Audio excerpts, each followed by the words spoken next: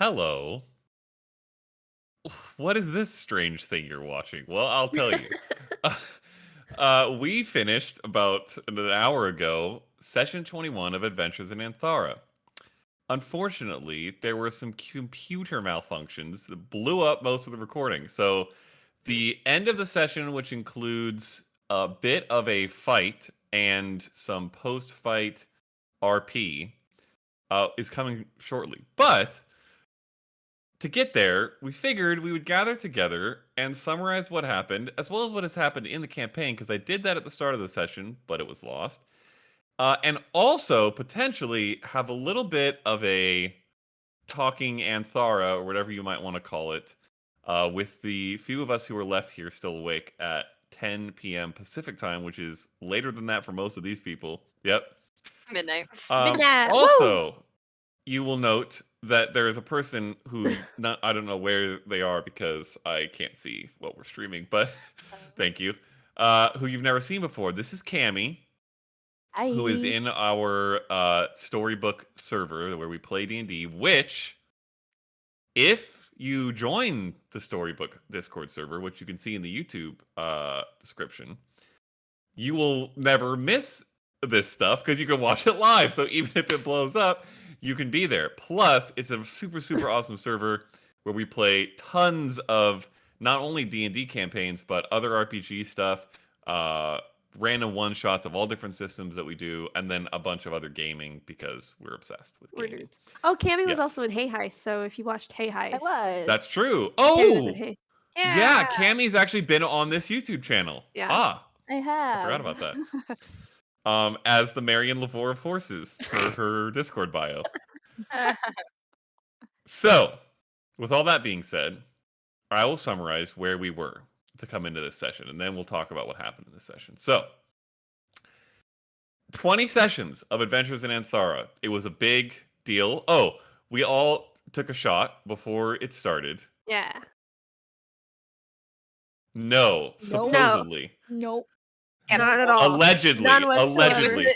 the tequila. Allegedly. Let's Because not lie. Anthara is now 21 years old, which for most of us means it's legal to drink, except for some of us who live in Argentina, in which case it's been able to drink for a few sessions now.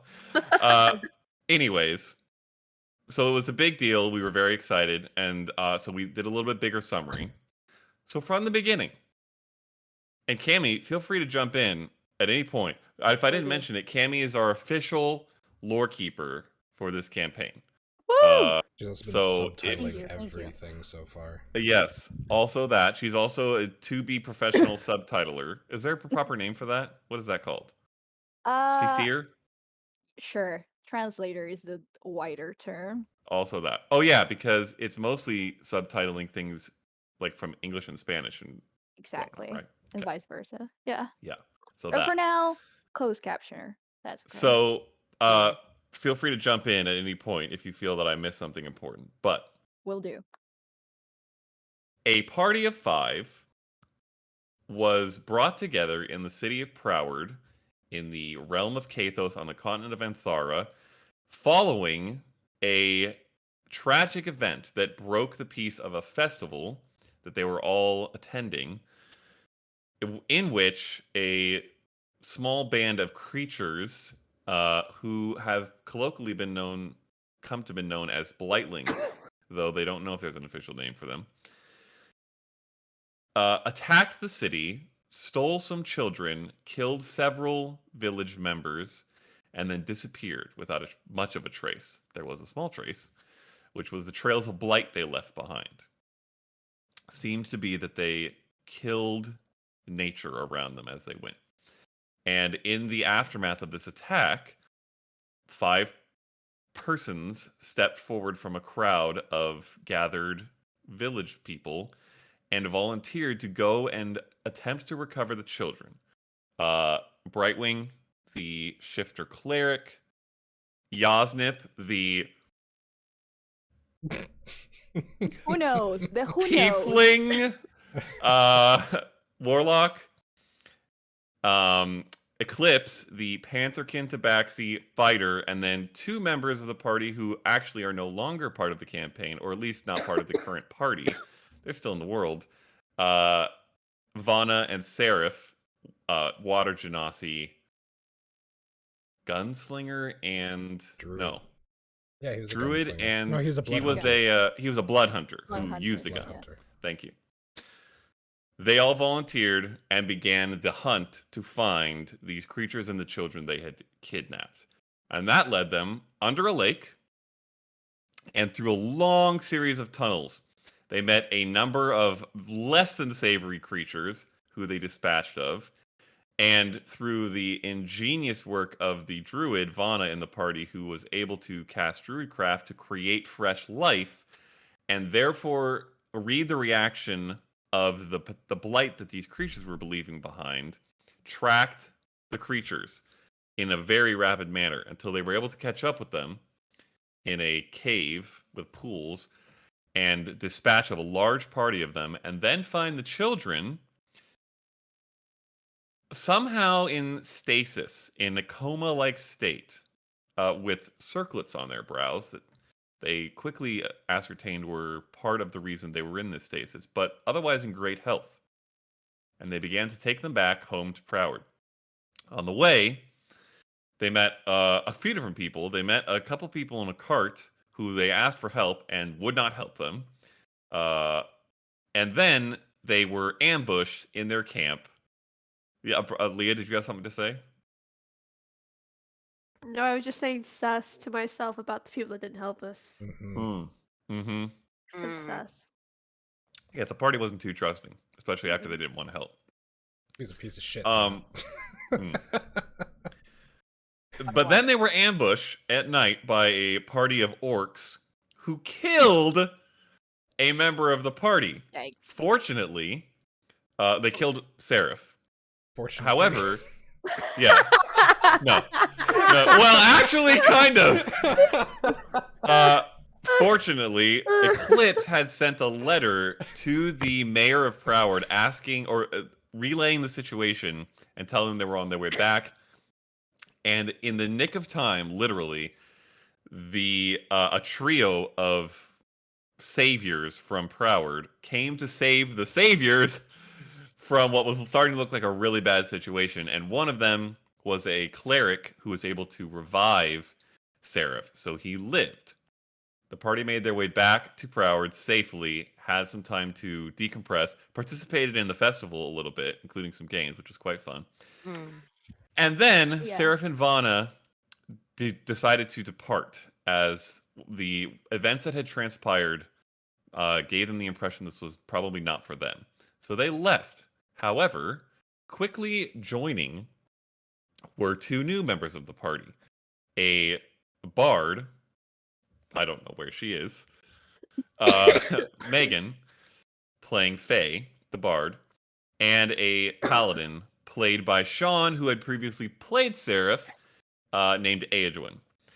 So they joined the party, and the mayor of Proward let them know that there had been similar stories coming from Sawfeld, and that he'd informed the mayor there of the exploits of this party and that they could potentially help. So the party decided to head up to Sawfeld, which they did, and search for clues, which they did. And they found, not too long after, that there were a couple children missing. And then shortly after that, found tracks in the forest nearby that seemed to indicate that a band of blightlings had come out of the nearby lake, run across the tracks of two small creatures, humanoids, and then seemingly taken them to a different point where their tracks met up with more tracks, this time of a cart and the large footprints of some big, heavy creature. No, you can slip up. And You then can say what everything it. You can say what it was. You can Nope. say what it is. Nope. Yeah, you can Nope. say what it is. I'm Matt. very intentionally being as vague as possible. You can say what it is. What? Unfortunately, the trail went cold there on that side of things. So they decided Still to bothered by pursue that. stories. Yeah, who knows? To pursue stories that potentially suggested that there was more blightling activity downriver to the south.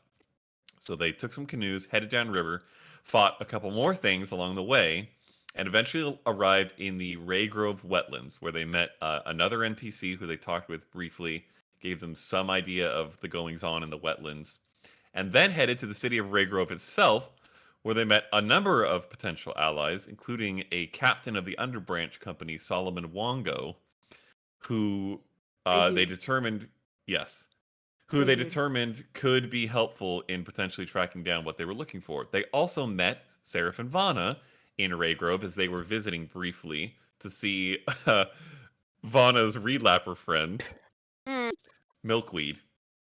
that's right. Got to catch up with them, which was lovely. And And then they then, took our reed lapper. yes, and then Yes. they took back to their home, It- or their current home, the baby relapper that the party had saved from a couple of trolls. It's wild to think how many things have happened in this Yeah, campaign there's already. a lot. lot. Yeah, A Yeah. lot Mhm. when happened. you really go through it. Yeah. Then they struck out into the wetlands with Solomon to attempt to find a blightling to capture as the people in Raygrove, specifically the Seedkeeper Druids, and also Eclipse's the people of Eclipse's background want to study these creatures and try to find out if they can ascertain where they came from or what they are. So they struck out, fought a couple more things, including a giant crocodile, undead, murderous crocodile, and did successfully capture a blightling, which they brought back to Raygrove to the Seedkeeper Druids to begin studying. Spent a night there, which involved a number of interesting occurrences, we'll say, and a level up. And then, Level 5. Level Yep. 5. Level 5. Level 5. 5. struck out back into the wetlands, attempting to go deeper towards the mountains because so a cave drawing they had found around a number of previous blightlings they'd encountered in the wetlands suggested that potentially the source of what they're looking for, what they believe to be the source of what they're looking for, might be near the mountains. So they made their way to the mountains, and where we left off session 20, they had found an outcropping of rock and seen a slender figure with a blindfold over their eyes sitting on said rock. And that's where we picked up the session. Whew. Someone else say Yeah. something else for a minute or so so I can Something catch my else. breath. Something else.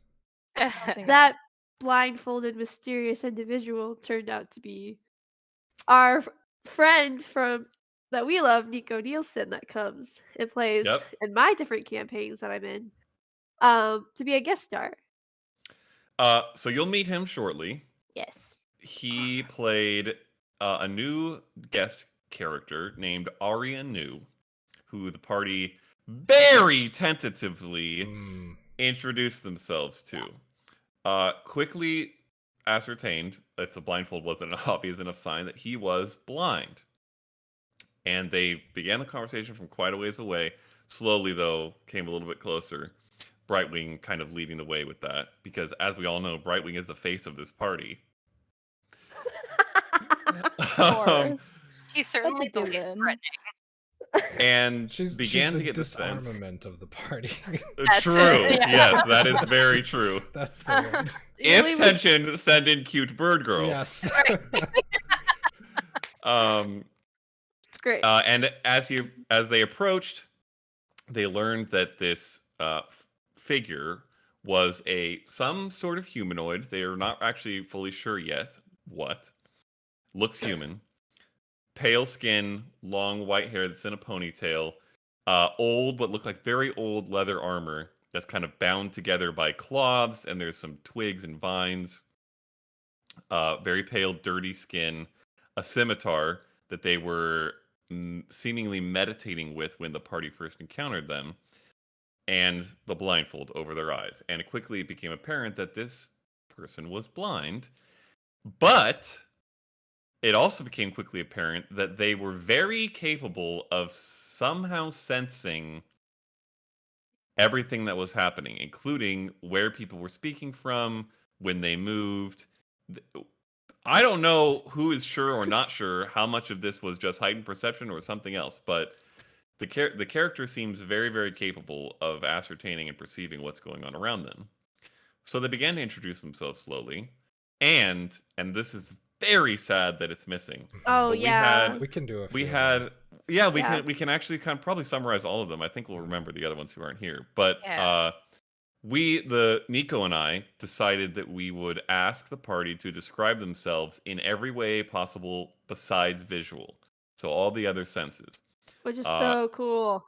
so It's a if you nice three want to, exercise to do if like yes, you don't know the campaign and you just want to do it. close your eyes and get Yeah. a Uh, vision. Yeah. if you three want to summarize what you Brightwing was described in, first, so I think I yeah, think Yeah. you should Brightwing, go. Oh, Yeah, Leah, you go. go for all it. Leah. right. I think I said something along the lines of that what she smells like is just nature itself. That it's hard to distinguish which is which, because it's so much between the two of them. They're dissimilar. Um, and what he heard was like small ruffles that aren't clothing that wouldn't be something alongside of clothing. But it's something different, something softer, which is her feathers. I didn't say they were feathers because I was like, could be something else. You don't Mhm. know. You know. And then I said that you feel her presence is small. Cause she's a small presence. She has she's 7 strength. She's a tiny being. She Tiny doesn't take bean. tiny being, so Look at the she art and you'll know. and you'll know she's little. But what was so cool was like right after I described that character, Nico's character kept talking and was like, "You were light on your feet. You must be hard to see. You're like sneaky or something." And I was like, in terms of sneakiness, Brightwing's not sneaky because she's a literal walking color scheme Pylon. pylon. You can see her from a Safe mile best. away. Beacon. Beacon. So it was so cool to have someone that doesn't have that image of her only see what she actually presents, which is like this very timid nature. So that was really cool to have. Megan, I think you were next of this trio.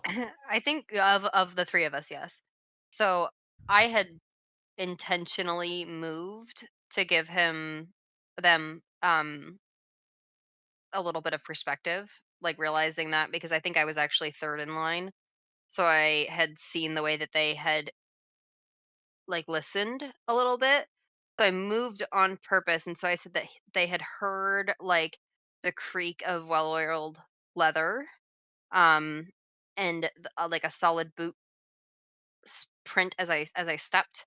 But I also said that I probably had bumped somebody, and that there would have been like a little bit of resonation from the loot on her back that they could have heard. Yeah. Um, and then I said that they would have smelled, just because Faye does pride herself so much in cleanliness, a little bit of like orange and sandalwood coming from her, as opposed to like uh, the juxtaposition of that between like a regular adventurer who smells like outside. Alchemy. So just like And the Theo, let's be honest. well, yeah, Yeah. yeah, but just like Yeah. the point that she makes to be that way says a lot about her, I think. Hmm. Yeah. I mean, as a musician, I just love that you said that there's like you hear the residency Oh of just yeah. tapping Yeah, like because when you I like barely like boop a guitar strings and it kind of makes that like little echo. well, not even Mhm. like if you even not even hit the strings, if you just hit the sound of a Hmm. guitar, Yeah. the The hollow note, residency yeah. Hmm. vibrations will Yeah, keep going. hmm So Which it's also important to mention that there was a really good question in that same exchange, which yeah. talked about music. yeah. So the question they had asked me was something to the effect of, "What do you intend to do with your music?" What And emotions are you trying to Yeah. yeah, well, Convey. it draw was out? like, "What would you like to do?" And I was like, "Well, I want to be able to tell her story." And he's like, "What emotions would you like to convey?" And I said that I would like to convey the ability to reminisce after grief has passed, and to Yeah. look back on things with fondness Mm. after you've gone through the grieving process of things. Yeah. Be it a lost love, Which is adventure itself, or and that's me yeah. elaborating. That's not what I said in the moment, but I think Which is everyone so has an wild idea. because this is just separate. I'm currently in a grief choir, and we like literally yesterday I met with my Mm. practicum Hmm. supervisor, and we talked about the importance of like that. And so the fact that you said that, I was like, Yeah, you actually Weird. got pulled out of it for a Wild. little while. You definitely broke the Yeah. fourth wall when she was talking like that. I was like, That was Yeah. big. Yeah. And that was something that was so huge because I think the music in this story, like above table a little bit, the music in the story and like so much of that is what drives her, but it's like it's not just a fellowship, it's the documentation and like the sacredness of that to her. yeah, Um and what that means to her and to what her end game goal is because everyone else has something that they're kind of fighting for whereas she has it's just the collection of it all and just the fact that she can be there to observe and collect and report and like all that stuff. And then later was did we catch that? Was that part of what was saved? The second question that he had asked because that was a really good one too. If it was after the fight, Yes. yeah. I Okay. think it I is. think So so. we'll Yeah. save that. You guys Yeah. get to see that one. And I have that one written down. Good. Okay. Yeah. Brian. So, Yaznip was a bit more basic, I guess is the best way to put it. is it though? Mm, 80 bitch. The big thing that Mystery comes boy. across is leather. Yaznip wears a very large leather coat, so that's the first thing that's always forefront with it. And I was the first to account for the fact that we have not showered in a long time, so he is pretty right.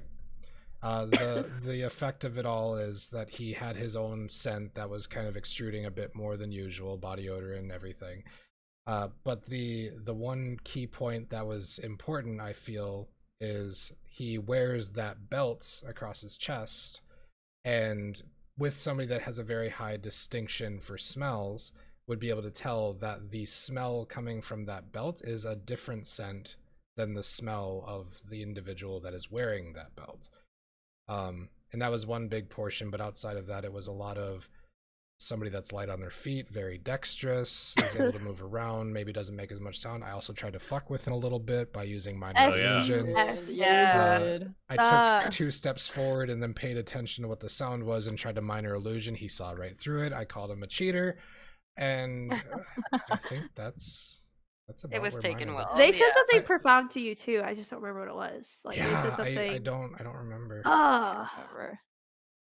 that was Damn really it good. all. I did. If anyone remembers. I wish that I also described, because I keep forgetting that he has a tail.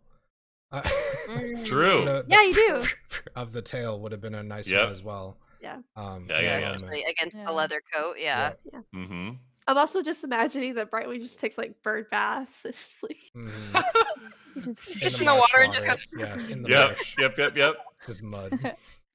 Touche. And then Does anybody remember Eclipse. Yeah, I believe Eclipse described the movement of the The cloth muffle. on chain. Yeah. Yeah. Because The it's muffled chain- chain. under Yeah. the tunic. Mhm. Yep. yeah, Mhm. Which was Um, really cool she to was- think about. Yeah. because yeah, Because she does have that tunic, so it's like she has a it's uniform over that she leather, but wears. under cloth. Yes. So Yeah. it's Yep. like that's a fun sound. Mhm. And also the padding of her feet, which she described as potentially indistinguishable from the padding of the feet of another nearby creature, who we'll get to in a second. I don't She Oh. mentioned the smell wise. yeah. She described as similar, also. Yeah, She said it was very Um, similar to the environment, didn't she? It was near Mhm. indistinguishable, yeah. which was really Yeah, cool. She doesn't Kind have of much. blended in with Mhm. that and the nearby owlbear. So that was Eclipse, and then Aedwin was last, and I think described the least because he at least started with not really making any movements. Mhm. Yeah, He Yeah, didn't talk like until he the was very very upfront. Like end. he was like, I'm not moving. I'm not making any sound. I'm just watching, and I have my sword out. There's a Um, standoff. Oh, that is what he did describe. He did Yeah. move described his sword. the movement of He his sword, had like had his Yeah. sword out the entire time, but what he Mhm. did Yeah. was Yes. made a very obvious like whoosh through the air, Mhm. and then a click, and then a sheath, yeah, so that Mhm. it was just the awareness of arms. Mhm. Yeah, we are not and to be then fucked with. Nico Well, described it as they insight actually checked it. followed the Yeah. movement Yeah. of it, which was cool. His character is so It was There, so freaking there cool. was no Yeah, less yeah, than yeah. I want to say at least 10 insight checks through the entire exchange. Yep. Oh, between yeah. There was, Ari Yeah. and So him. there was Everybody a was on lot it. of On sussery. both Also- sides. Also, Nico's character, Ari rolled history checks on a lot of people's accents Yeah. to know where Yes. they're from, Yeah, and they knew Brightwing's accent from the get go. Like, they didn't even Yes. have to which roll was for it. crazy. And then Which he actually, or It they said, actually seem to identify He said you were yeah, a far good from amount of home. the immediately. he background. said Yeah. "farm from Yeah. home," and then he said Named the forest. name the Mhm. forest, which is The Ethesian the forest. Ethesian forest. I will So get it one sad. day, Matt. You're from there. Yeah, he seemed to be familiar with the Kuea, which is Yeah, not that common, yeah, though he Yeah. said he had never been. He And identified me as like highborn Cathian, and then mhm. Aedwin was from potentially South south of south of Cathos, Cathos. yeah. Yeah, which far we have south. not gotten there yet. So that was like a little Easter egg. Yeah. That's And Yeah, I cool. think he rolled badly on Eclipse, I think it was like a Yeah. 3. but Yes. got Central. Oh yeah, that was the first one. Hmm. Yeah, So they got Central Cathos on that, and that was it. And he didn't did roll not any And Osnap. roll he any did of not. them. And then they got the impression of the owl bear, Lucy, Adwin's owl Lucy. bear, Lucy, oh who Lucy, you can all meet in the last session, session 20, if you want. Okay, that's not now. Who? Do the sound. Uh, Do the oh, sound. Do the sound. no, you can watch the Okay. sessions for that. He doesn't have to be Um, nice I in love this. it. This is raw. and I don't know how much more conversation proceeded after that. Did you guys talk for a bit after Well, introductions were finished? so it was wasn't quite a much. It bit of was stuff like, about trying to suss out, because the Yes. situation was he was there meditating. We were yeah, walking into his area. We found out this is like his homestead, kind of not necessarily his home, but it's nearby. yeah, Yeah, And where he so And chills. this is a place they come to often. he kept Yeah. using yeah, the word nefarious. So yeah. True. I think I somebody, actually said that first, and then they said it like 3 more yeah. times after that. Yeah. But it was a constant back and forth where we didn't really want to give a whole lot of information about what we were doing there. Yeah, They also did not want to give very much information, because obviously we're in the middle of nowhere. Both sides are armed. Anything could really happen. But it was a mutual understanding of we didn't expect to walking through the swamp yeah, and they find a didn't expect person, us. and they Mhm. didn't expect us. So I Yeah, think it was acknowledgement of equal surprise. We diffused it um, enough to be able to at least understand that neither yeah, was there to mess with the other. But even Yeah, Yeah. before things started to change, like before the dynamic went, and we'll get to that part. But before that dynamic shift happened, we at least established enough that we're not here to hurt each other, which yeah. was yeah, really oh yeah, important. And they were also very familiar with what we were already searching for. They mentioned the rot, which is what they call the blightling stuff, Yeah. and was all about their curiosity with it. Not necessarily True. fixing it, but they said they had a curiosity for it. I think the And we're extent we got to, though, was the fact that we basically established that he did not. I think the question was, do you not like the decay or something like that? To which he and they said yeah, no. acknowledged that he doesn't like the decay. Yeah. He was very So, upfront with that. and that Yep. was the point where I was like, okay, we can share a little bit more. right. But Brightwing was asked a question about names and didn't just introduce everybody this time. That's right. True. Yeah, That is Because that was Brightwing kind progress. of took the lead and introduced herself, and Right away. Arya Nu introduced themselves. Well, I can, Yep. I can attest to why she did that first.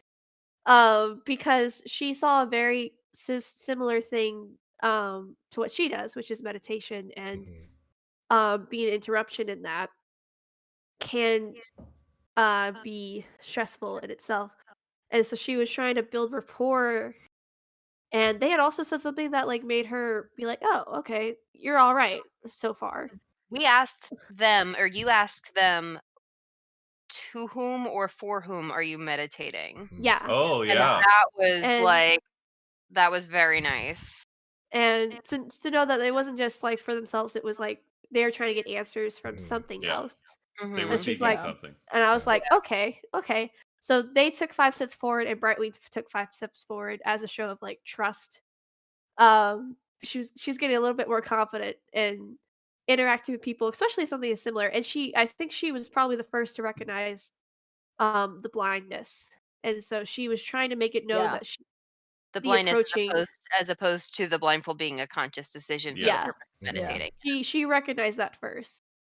And so that's why she took 5 steps forward to get him to understand that she's trying to approach him or them the same way that they're trying to approach devs. So just put a Okay. little bit more Well, and trust. and they proceeded more quickly as Oh a yeah, Mhm. test. they They made a Yeah. wanted to comment get. they made a comment that they took 5 very quick steps forward to gauge a reaction, and we were Mhm. all Yeah. like, Mhm. we all stayed still, and then they proceeded forward more slowly as the conversation persisted.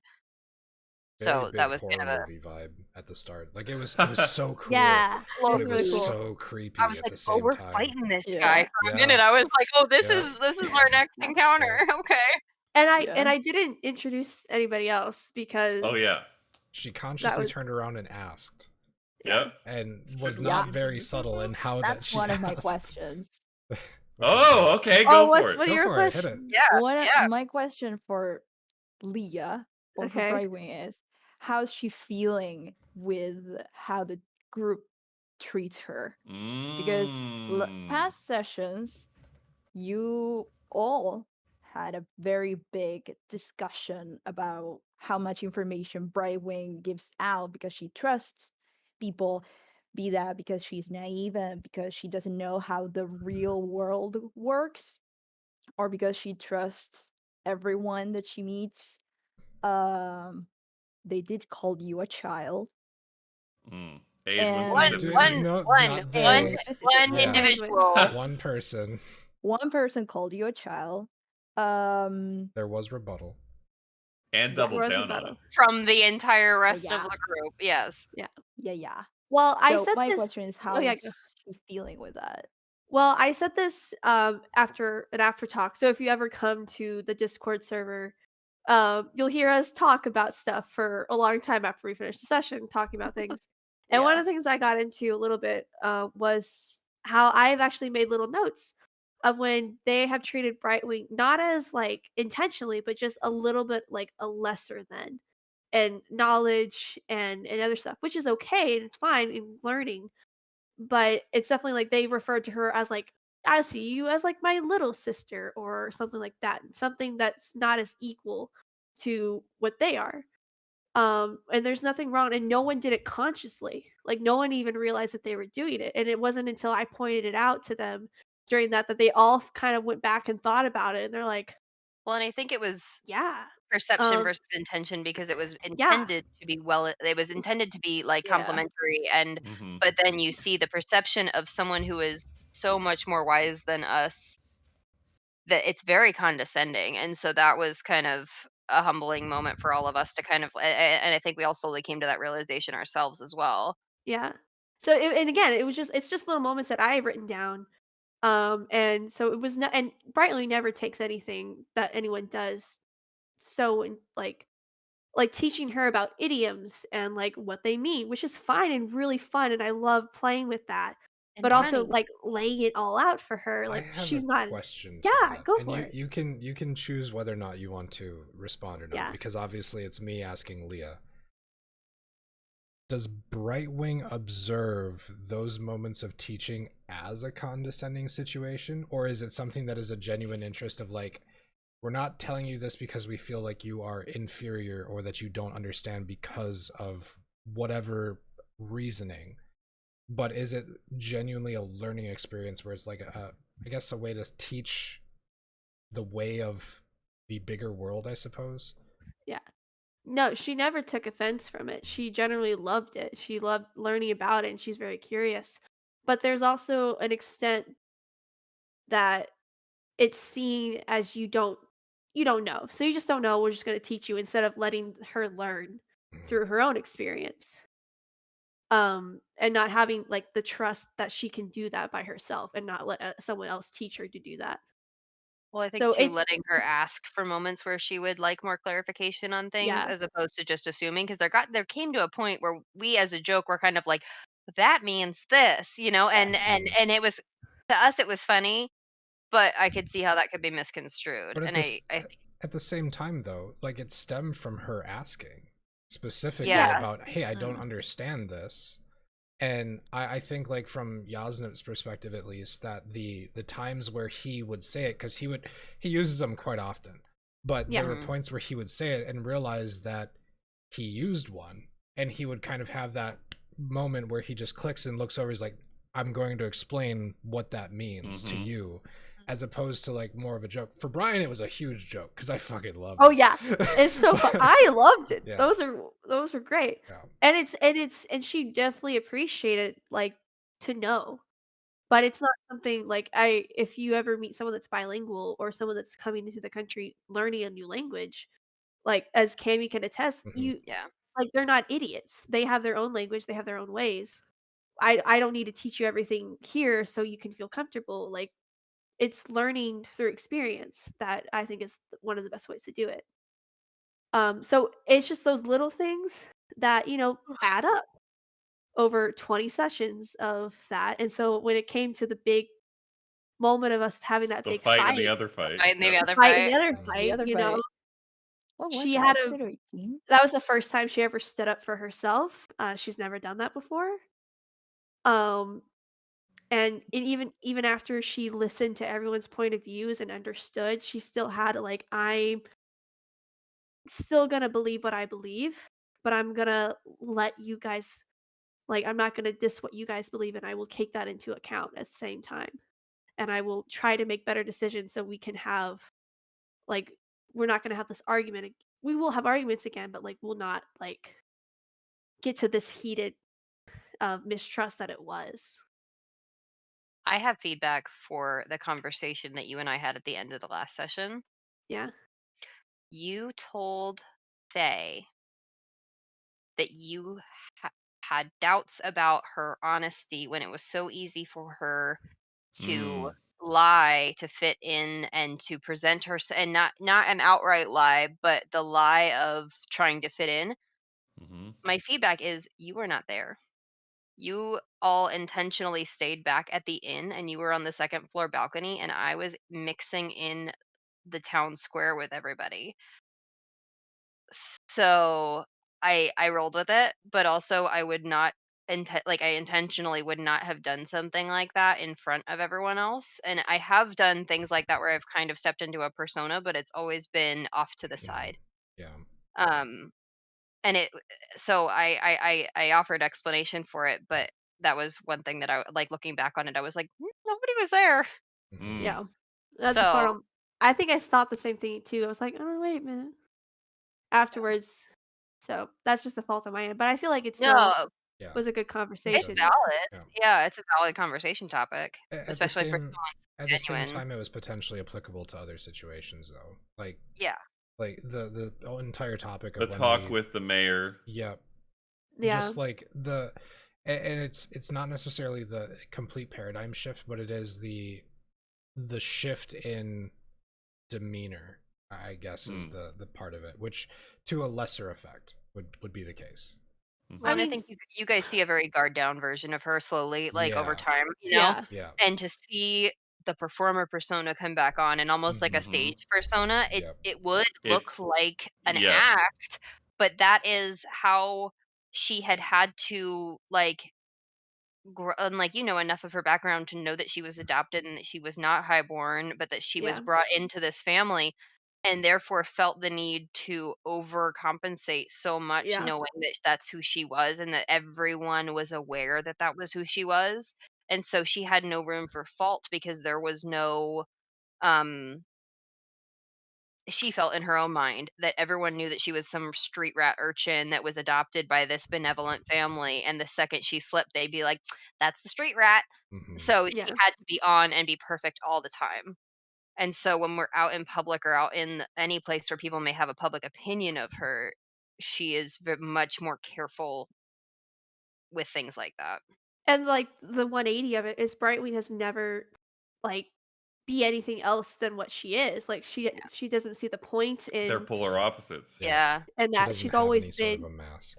a mask of it. right. She's always just Yep. been that. So she doesn't understand why someone needs to do that, but she's learning from you guys through just the like your outright emotion of being like, I had to do this to survive. Like Mhm. this is And why I had to do it. That was the said during the fight, I Yeah. think. It the was. Yeah. tree encounter happening when it did was kind of that moment too. Like I remember having the conversation about discussing how that people that can come across as very appealing, very friendly, very trusting can also be extremely dangerous.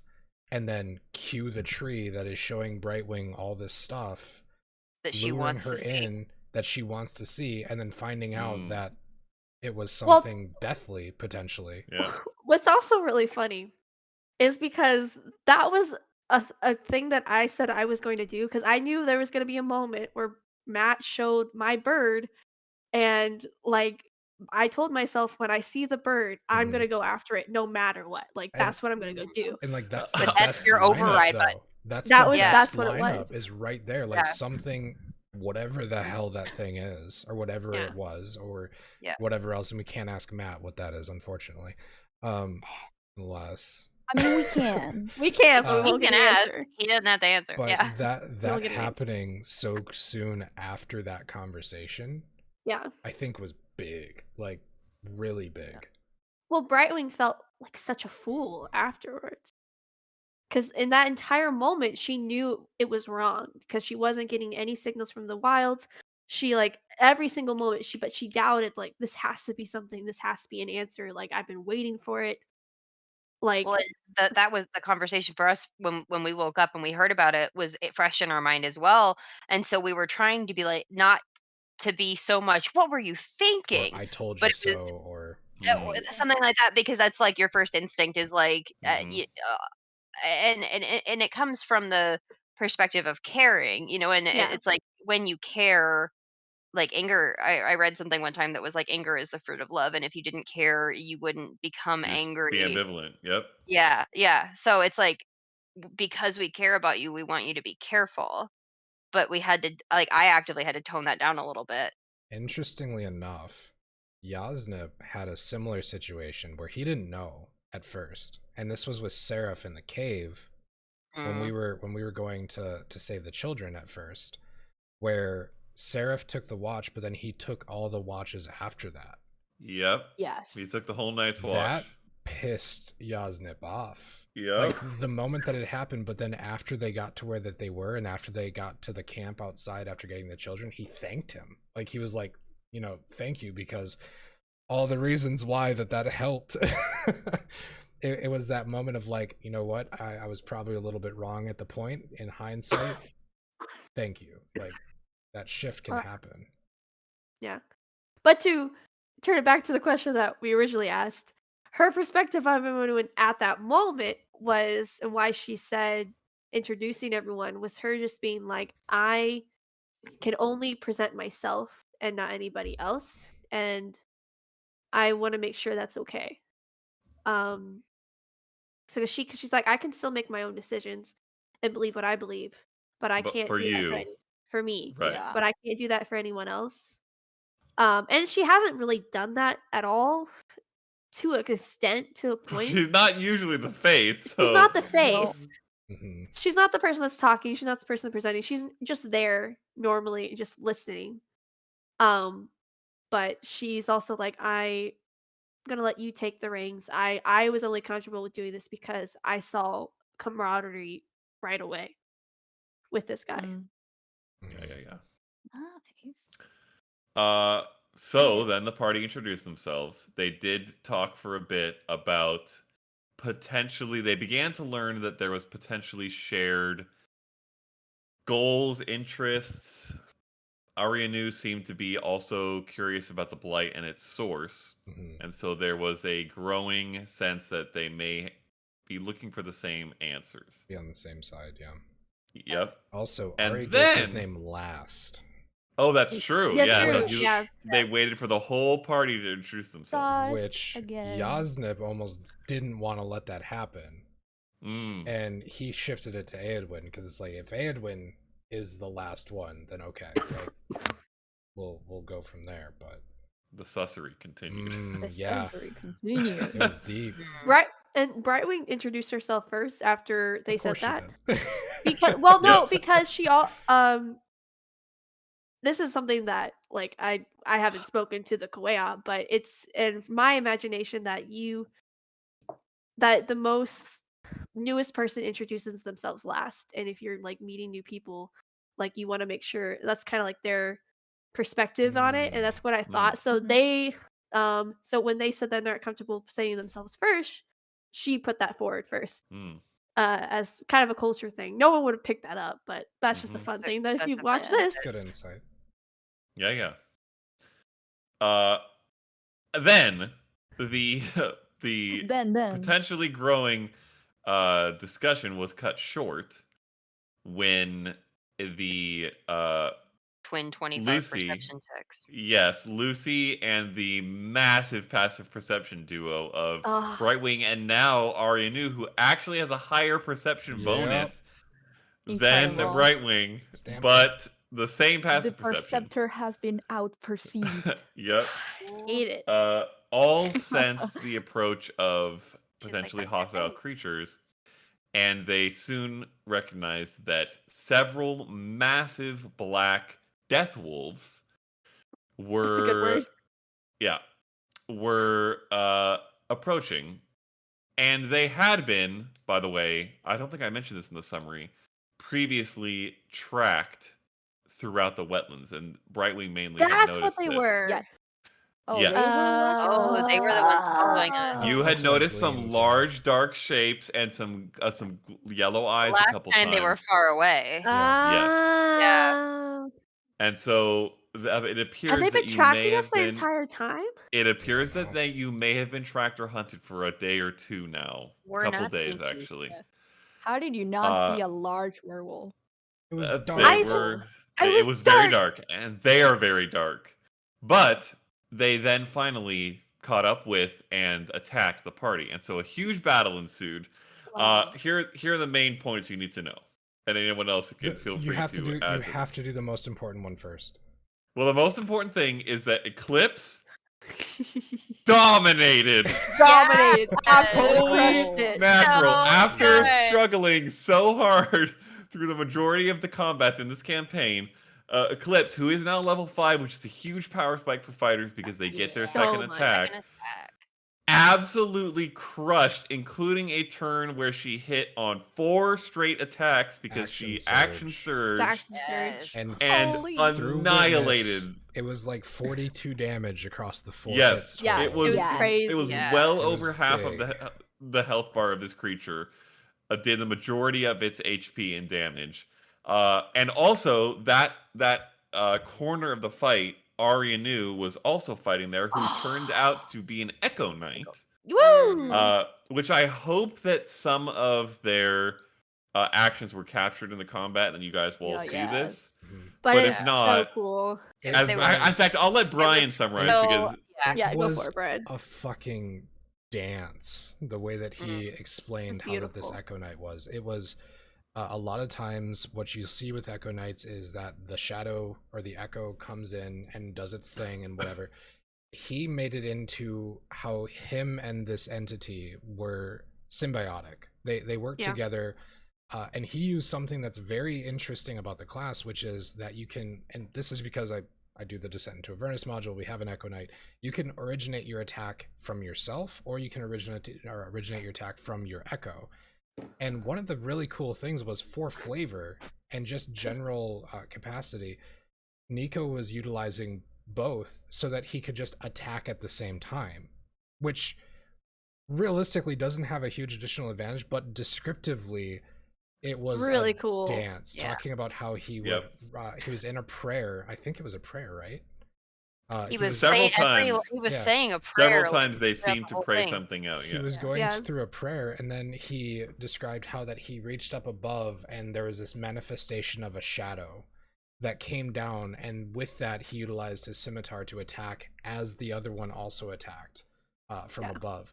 And it was beautiful the way that he There was explained it. there was one time where like they just demolished this one that it was such in quick succession of how much damage they did because I believe they also action I surged. think that was the this one. stuff. Clips hit with 4, and then Aryanu hit with Arya maybe Nu got a 4, 3 or critical 4. because of the Yeah. critical. Yeah, they got a ability crit. roll. Crit roll. Yeah. And it was just it was great. It was With a really cool. bonus action flip for the movement speed to teleport behind, like Yep. all Yeah. of them, Yeah, he did even that at the even swap. to the point where it's like Yep. from, and this is Brian talking. I'm a warlock that doesn't take Eldritch Blast. I'm not crazy about meta. Like the fact that he was doing these in a way that added to the personality and the, as Arya New would put it, emotion of what is taken with this fight, this battle. Yeah, It was perfect. And It was really I cool. hope some of that's Really captured. I good. didn't double check, I hope so. but I hope some of that is captured because it was brilliant. Yeah. Well, at the very least, they got the. Would you the like to final describe blow, the which finish? was in the, which is Yep. yeah, So there was that's that. true. Yeah, that's true. It was very Elsewhere neat. in the fight, Faye brought out a new spell. Oh my So god, Which yeah. Enemies abound, havoc. Yes. which I thought command was Absolutely. tough because it meant that they had to waste their turn. Well, turns out you can instead you can use enemies abound, which It's worse. turns their turn into an attack against their own allies. And Or it anybody. keeps going.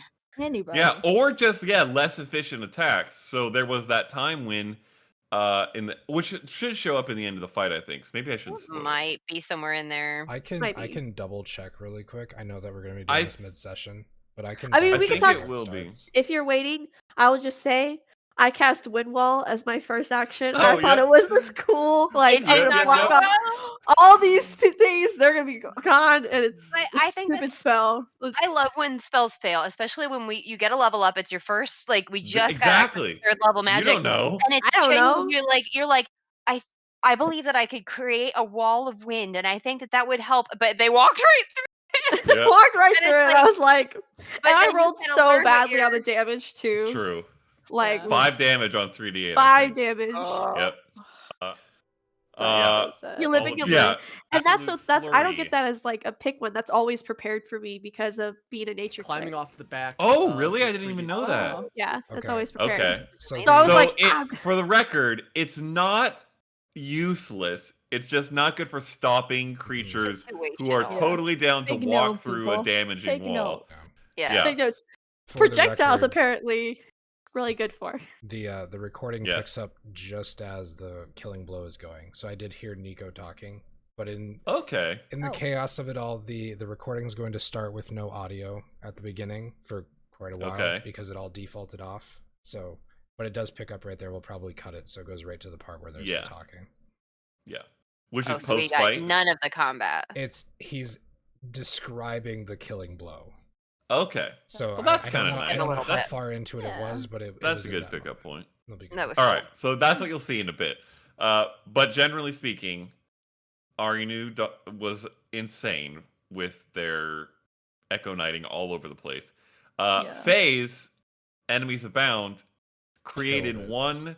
one Death Wolf that spent the entire combat, because she never lost concentration, confused about who its enemies were and frequently attacking its own enemies, including, Yeah. I think, maybe knocking one prone. I'm not It sure if did. that It was. did. Knocked him Knocked prone, one prone.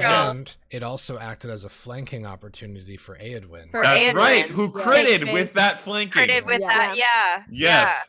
Yeah. Yeah, that thing was So. getting attacks of opportunity. It was doing all. It was. Yeah. Oh yeah, And I I got think an that attack of one opportunity. and that one might have been Bane because Aiden and I are blessed Bane buddies. Mhm. So like half the Yeah. party was blessed and 2 of them were Bane, so Brightwing tanked. Oh, Oh, yeah. yeah. I think Brightwing might have taken more Brightwing took damage in the this most combat than all the damage. other combats combined. I was at 18 hit points and I was before we like ended, but I was just kind of like, huh. If I get hit with one more of those death blasts and then an attack, I'm probably going down. Mhm. Well, at least they can only do one So or the Or an other. unsaved death blast, Or which an I think you guys unsaved almost death blast. always saved on. yeah. Yeah. Oh, for what it's worth, by the way, these wolves had an ability to breathe a cone of necrotic damage, which Which they was hit lovely. the party with quite a few times. Lovely. I think 4 times. You always love that. Yeah. I got at hit. least. Yeah. At least I feel like I 4. got hit No, almost I every got hit- time. all I of got them hit used it except for twice. one. I got hit twice. I got hit twice, but once I recognized the damage type, I was like, "Oh, I'm getting in there," because I got options now, and I did 2 thunder waves. I think I did a decent chunk of Mhm. damage. Yeah, Thunder both of waves. which Yeah. hit. Yeah, both of which Yeah. hit for a lot. Oh, And and the rapier one attack. I got a kill because Yep. You it was did. because I forced the save. One of my abilities is that I can force the save to be from whatever the save is to make it a charisma save. Charisma. Yes, and that deals damage. and that was the damage That's that right. pushed it over. That D6 I was enough. I will And he also was say supposed to soliloquize about how bad his life sucked, but it's a Yeah. it's a fucking wolf. wolf, and Yeah. it can't. We have to murder a I know, but human. they have to kill like have to a murder a sentient human. creature, Yeah, you Yeah. guys haven't fought really any humanoids any yet. people. No. I need them to know. But I will say, for anyone out there that says nature clerics are the worst, one of the worst classes, because I got a lot of hate when I first did it from my friends. I will say the spiritual weapon and shillelagh combo, being able to like do both of them, pretty freaking sweet. Just want to let Yeah. you know. It's a good Shillelagh has done a combo. lot of damage over this campaign. Yeah. Leah, would you like to describe your spiritual weapon? Did we Oh, talk for about this that? Oh yeah, that was a great moment. Yeah. Uh so this one, I don't know, I use the little wind. I'll say anytime I cast a spell, I try to use the nature around her to like use as the elements for casting spells. I'll amend to that in a minute. Um and so because I was using the wind wall, I was like, okay, I'll just use the wind for everything else. And so I said that instead of hearing the wind that she's using, you start to hear a howl, and a wolf joined as her spiritual weapon. And I talked this about the at the end of the thing, but and I didn't think this was ever going to come up in RP of why, but I see spiritual weapons as her asking the wilds to send fallen Koea to come help in a fight. So Leah gets to choose what is there, but Brightwing doesn't. So it's ever the wilds things that we need in that moment. Uh and I think it's there in the recording, so I won't spoil it of what she says. Well, you talked about Yeah, that. that's You there. talked It about is there. why, That, but but I don't. not.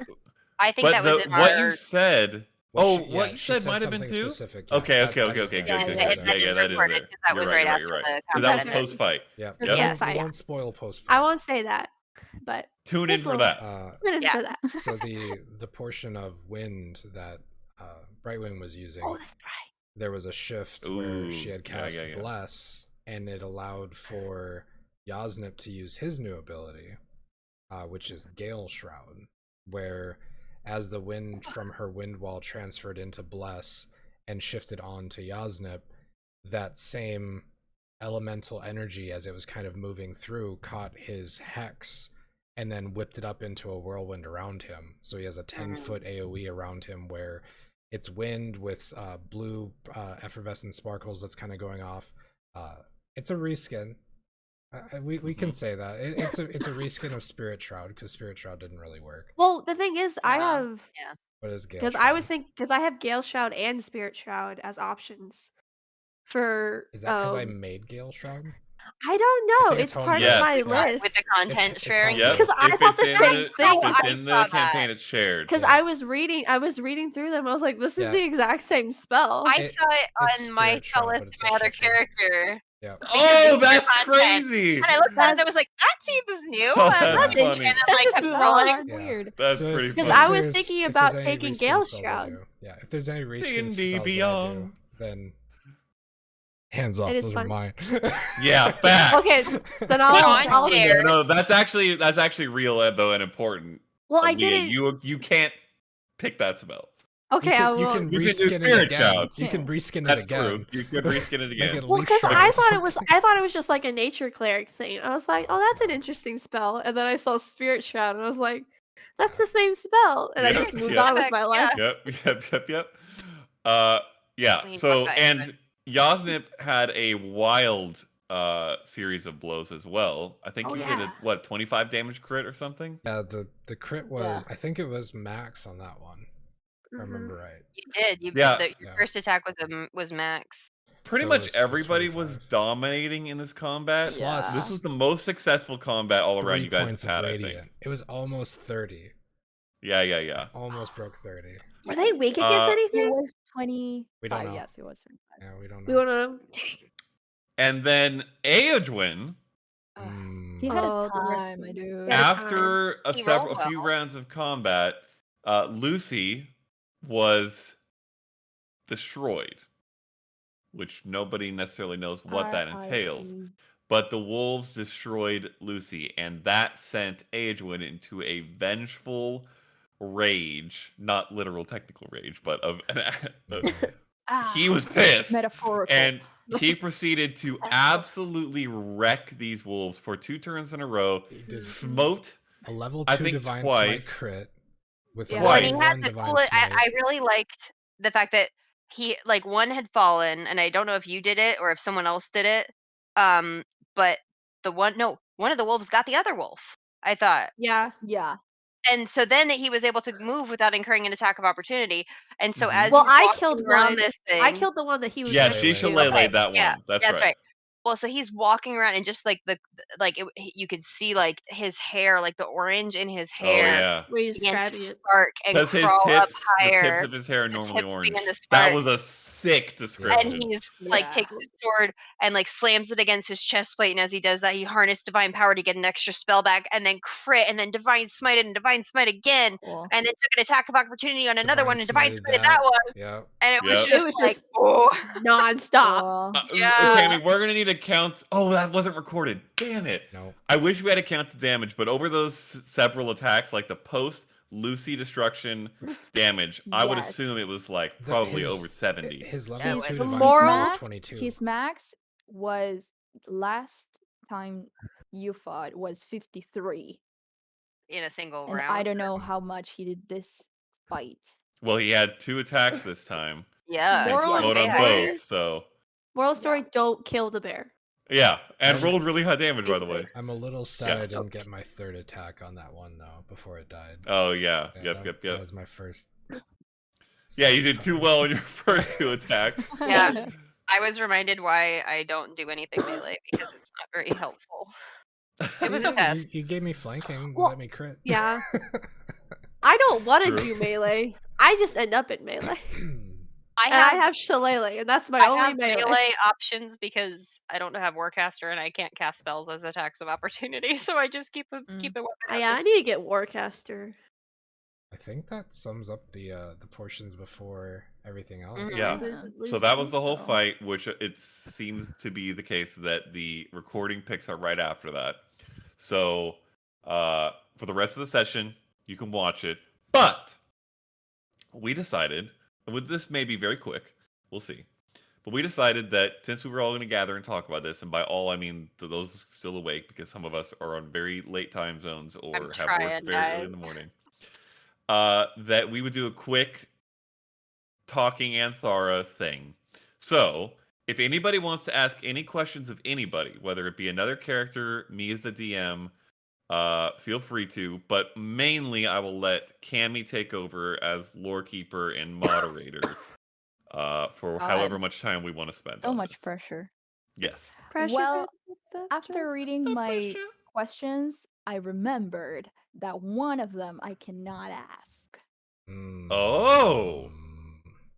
Insider Because info. it was for Megan, but I cannot Oh, let. okay. Oh, because it was from a one-on-one. Yes. Yeah, yeah, From yeah. my headphones off. Yes, I cannot. We could, We could if you do a want, we headphone could. moment. Yeah, we You could wanna have headphones headphones off off? for Brian and Leah. Yeah, We can do it. Sure. All If right. Okay. you want to. do it. I'm not Let's do it. I'm not changing the thing. like So having Leah, this we're not for- going Not gonna off be camera. very Yeah. exciting, but Just so you know, we're not going off camera this time, so we can't do our yeah, shenanigans. that's fine. No, that's fine. Oh God, Okay, this is so special. terrifying. I remembered when you were talking with Leah about that conversation Faye and Brightwing had, that you before that had a dream Mhm. about a lot of eyes kind of Mhm. watching you. What were your thoughts as a player playing Faye, knowing how stressed she was after waking up from that dream? Like, how is she? Not how is she feeling, because she looked like she was stressed, anxious, scared, even.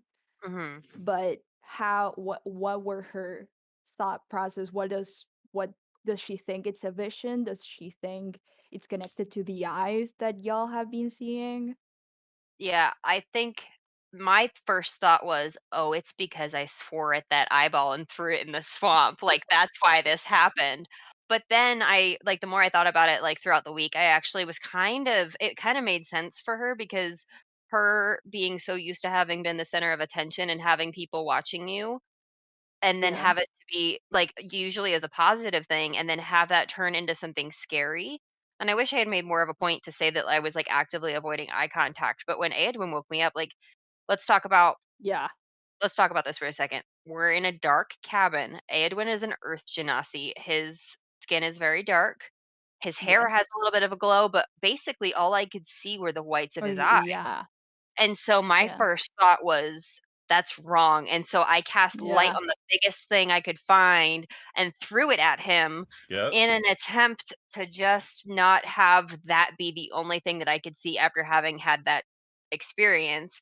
And then I think a lot of her mannerisms in the way that she was talking to Brightwing was a little bit of embarrassment at the overreaction of that.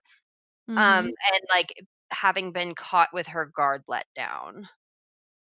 And Yeah. then knowing, like, I think the one-on-one was a little safer, but I for sure very much still felt cautious with Brightwing because, like, Brightwing leveled some really serious allegations against Faye, and Yes. it's like, I think it came from a pretty, like, constructive perspective like, I think that was the intention, but that hurt her feelings a lot, and Yeah. I think they kinda backpedaled a little bit because this was her coming off of that high of, like, the little girls' night that we had had at the bar, and we had our little tea Yeah. time and stuff, and so I felt like we were making progress, and then she's like, "You're a liar," and I was like, "Whoa, Yep. like, Ouchie. hold Yeah. please." So I that was kind of the headspace of just trying to be comfortable being vulnerable and open up to people because while she's mad at having been called out for being a liar, they're not right, but like but she understands why they would think that. And so it was kind of the balance of being offended, but also not trying to like recommit that offense. Like Mm. you know, Mm-hmm. of Yeah. so I genuinely don't know what the eyeballs are about though. Like I'm low key freaking out. She is I high have key my freaking out. theories. Lord Keeper has her theories. Yeah, yeah, yeah, yeah, yeah. Very Matt fun was ready movement. for that. I was watching Matt going, Yep. Yeah. That's the Well, first time people get to see what happens while we're headphones off. Mm-hmm. Yeah. It's true. Just exactly like literally not that. just Nothing else happens ever. nothing Nope. there's happens. some Nope. chair spinning, there's some getting up to pee. Yeah. Yeah. Uh, well, my next question is for you, Brian. Hmm. Um, it's very simple, but as Yasnib is my second favorite character because Brightwing can never be Okay. topped. Now I'm not Okay. answering it. Yeah. Now my Oh feelings well. hurt. Yeah. Well, Oh, never mind then. As facts. the third person here. Let's go eat some dirt. Uh, is Yasnib feeling homesick? I don't think there is one damn time that he isn't. Mm. Oh, Oh, No. Yeah, there's not don't. one time. My That heart. is one of the things that is always going to be there. It's a worry, Mm. it's a focus. So that's always going to be one of his primary concerns.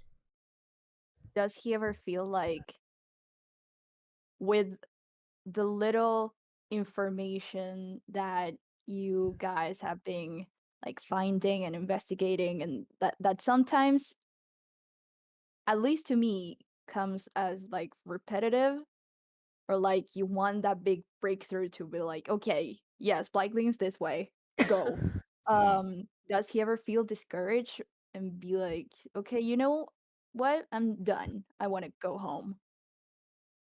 So I'll break the wall a little bit here. Um, Yes. the fact of not finding the individuals from Sawfeld is a Mm-hmm. very big thing for him. Not because, and this is where this kind of shifts. It's not necessarily because that it's children that have been abducted potentially, allegedly, Yeah. or what's happening. However, Hypothetically. it's the case of knowing and learning more about these creatures and learning more about what that they're capable of, and the situation that he had witnessed within Proward and all the stuff that had led up to that and the possibilities of what came next.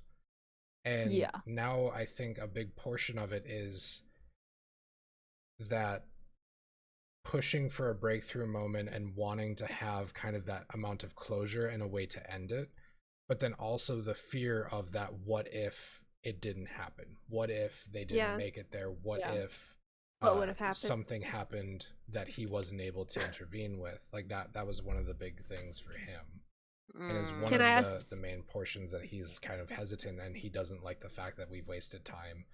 And he Yeah. brings the questions up of like, well, are we just giving up on that now, and Yeah. are we focusing on this? He Like, has. what Yeah. the hell is Yeah. happening? So he is very much of the mindful nature for putting things in logistic. He's a very logical thinker, but it's because he really does have to be. Can I ask a follow-up question? Mm-hmm. Does he think Clayson is safe? No. No. Megan, I don't know how much Brian has told you. I know a lot because Megan and Brian have Right. talked about this. Okay, I had good. heard a lot about Anthara before Brian knew that I was going to be part of Anthara, before like it was even like it needed to be on the radar. So there were some spoilers that were leaked, but I genuinely know very little after that because we wanted things to unfold organically and Okay. for my realizations to come more organically. I Okay. think that as it is right now, like the majority of it, I mean, I could probably say openly the stuff that has happened within the topic of Proward and the information without having too much of an issue, because that was apparent. But I would say rationale wise, it's the concept of it happened once, it could happen again, and that's why he wants Yeah. to stop it. So Mm. that's Yeah. where his focus is with that. It's like, I didn't want to get here and end this and know that it's done because I want that person to be protected. Okay. So I would like to ask. Oh, It's wow. all falling on. And Uh-huh. I want to know Yeah. what each of your three, and I guess I'll actually also take Cammy's if you want, Cammy, because you don't know anything more than this party does, because I won't tell you anything beyond what happens in session. screw you. I would like to know what each of your opinions is on what is happening and why. Ooh. Oh, Lee and I have been Oh. talking. We have theories. We have In- theories. Globally, or the Blightling I'm gonna situation yes. specifically? Well, with whatever is connected to what you guys have been tracking, basically. So the Blightling Blightlings. situation, the kids, Okay, my master any of theory. that. Like, And I'm are you gonna go talking in about here so like you can't read You anything can't else. see any facial expressions. Like Nothing's the- getting like- through. yeah? So I go all Charlie Incredible. Day with like the this is connected to Mhm. this and this Yeah. and that. And I've been on the Lovely Lady thing, and I think Faye's on that because of the story, and she wants so badly for the poeticism of that being true that there Yeah. is some kind of. But I firmly believe that there is some kind of puppet master. Like that's who I believe that we are seeking, is some kind of puppet master, some summoner or something that is actively bringing these creatures in with the intention of causing chaos, like the intention is yet to be determined, I think. And there may be something deeper. Perhaps they're actively seeking, they were kidnapping magically inclined children, so perhaps they were like harvesting children, which is really creepy. But like, um I f- my theory is that it is some kind of like swamp witch, lovely lady, like story-esque ism, or like that's what I want it to be because it would make a good story. Yes. Yeah. Brian. Brian, look at Oh. Brian first. Because you and I share the same brain, Leah. Yeah. Yes. You guys can go first. I'm fine with No, it. no, Okay. you can go. You can You go. go first. You go first. Okay. Cam and I will bounce off each other. So Yeah. one of my big things is Brian has information that Yasnip doesn't. So I will answer your question with, what does Yasnip think, or is it what Brian thinks is happening? I'm more curious about what Brian thinks, Okay. but I'd also like to hear the difference between that and what Yasmin thinks. So I will start with saying that Yasnip is very much of the mentality that there is a lot of these topics of folklore. just in general, which leads to the premise of kind of like cryptids, if that makes sense. If you've done any sort of thing with like Slenderman or anything like that, God, I'm showing my age.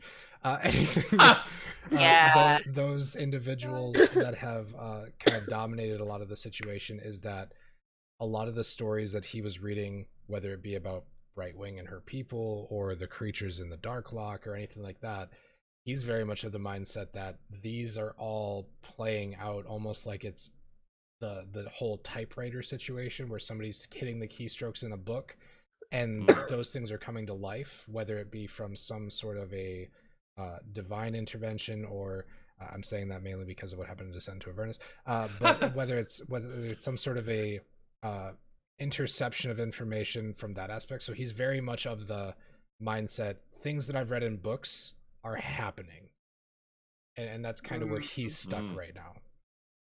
For me, I know the difference between a red cap and a mad cap. I know Fae. I know where they come from. I know a lot of information about them specifically.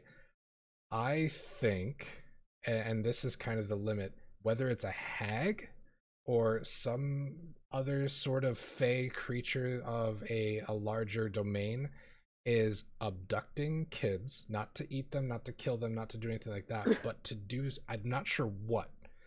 I want to say a carnival, but I don't think that's the right way to do it. It could be like a menagerie, or it could be some sort of a playground, essentially, a collection where they are taking these individuals, and that's purely because of the fact that they were never harmed. Yeah. I also think that Soulforge is guilty as fuck. Oh, 100%. Of what we don't know. But yeah. 100%. I think they're in on it because they talked about having a patron who was like, there's just too many things in that Similarities, small of an area Yeah, that I agree. like connected. I'm pretty They talked certain about that is Margilla. linked. I don't have a full opinion on the fact of, is Margilla the same as the Lovely Lady? I'm inclined to I believe that think they are separate. that's the history writing itself. That's the I just read a book about this and that, and then somebody on the news set used that word, and it made that connection for me. Mm-hmm. You know what I mean?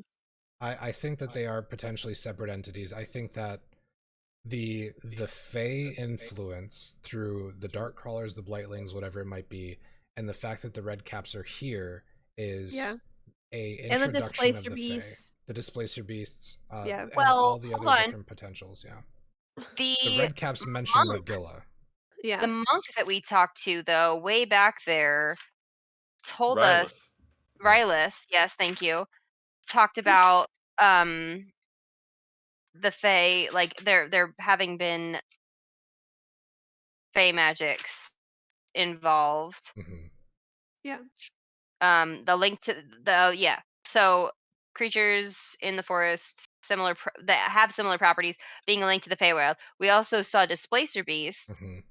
which were linked to the Feywild, which we didn't know what they were at the time. But and Edwin then noted a Edwin number mentioned of that, yeah. creatures. Yeah. So Yes. Fae. I think the ones at the yes, saplings also. and then when we Yeah. talked Those are Fae to too. we've seen all kinds of weird creatures. First of all, some that have been from around here and some that have not. Frida, we didn't get a whole lot from in regards to that, but I don't think it was because of her lack of. I think it was more of like a lack of formal education to have been able to make those connections, and not her lack of knowledge. And then we talked about the old magics and the Fey magics with the seed keepers Mm-hmm. before we even set off out of our first time entering Raygrove. And so, like, I think other people are aware of that, and it's been peripherally connected, but just not all at once. So my ultimate thing, and this is like the biggest brain that I can possibly, this is like Cosmo brain portion, is the attacks on the I don't want to say empire, the attacks on the leadership of Kathos Yeah. is the primary cause that this is a byproduct of. So something happened at that level or influenced by that denomination that caused this leaking of Fey magics into the world. And I I could be very inclined to believe that it is some sort of a hag or some sort of I don't want to say archfey, but some sort of a fey that is potentially seeking lichdom. Ooh. And we're at level like level Like 5 how of everyone Specifically- was silent looking story at me. arc. Specifically seeking. Ooh. I don't know how close or for whom, or if it's for them, or what it might be, or how think that would be that, like, included. the veil between the Feywild and the material plane may just be a little thin here and it's leaking, or do you think that somebody Well, busted a hole through it and things are leaking? so I think We went a different It's route. been around we went a long different enough for route. it to be a I thing. do but, think yeah. so. There's kind of a couple theories, and one of them is very similar to Brian's. One of mine is that I do think that it's some sort of archfey or hag or something that's collecting children, but I don't think it's for like menagerie. I think it's to help gather magic to summon whatever in the dark lot, whatever in the ocean that That's is being valid. shown Yeah. over and over That could be a again, that big they're thing. trying to unlock that. The main thing And with that though is that it was all but I talking of don't know. sacrifice. There's no talking of sacrifice. Well, the altar was though. The altar was sacrificed, but that also Perhaps it could have, has to be a singular ritual.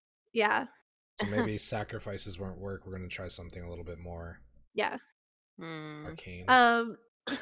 In nature. And then you specifically have themes of undead creatures and blight and death.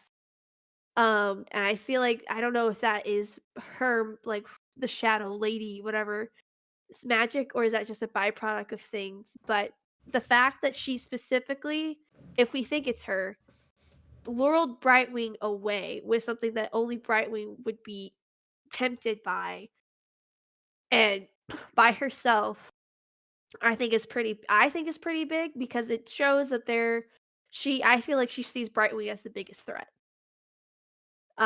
With her coming from a nature's perspective and her having the wilds at her back. And then from what I know personally, what the visions that I have gotten from Matt, um, in some very certain instances that I like, there's something that like that Brightwing probably has like the biggest potential to oversight whatever is going on with y'all. You also have that seed now. Whatever this thing does. And it's a diamond. Apparently. Is a diamond. That's fine. Diamond? The other piece of that too is the topic of Mergilla versus Lovely Lady. Do you think that they're Yeah. the same thing? No. I think the I Lovely don't Lady know. the is a eyes folklore belong to story. Mergilla. I think the eyes belong to Mergilla. I don't know. I do It's too. so there was an eye at the tree. It was just How not many have there. we not seen? That's the thing. Mm. How long have we been watched?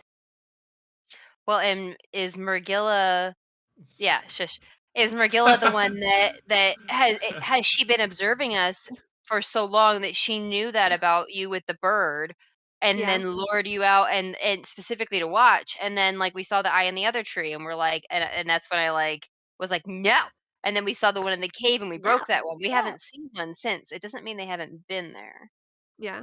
Mhm. I've Someone's been keeping looking. tabs on us. Someone's keeping tabs on us, y'all. Yeah, but at what point do they stop, and have we not noticed them because we don't notice them, or have we not noticed them And because we're going the opposite direction we were and they're not just worried? tracked by these death wolves. We've been tracked by these That- death wolves. And that's the I big don't know if thing. it's We didn't get to do the book, but we don't know if No. where they're from or The- what we their don't know where origin they're is. from. the necrotic But aspect of them though, and the fact that they were whole. And Yeah. that was the distinction. For real? Was one of the big questions that we had. Oh, it's in the post thing.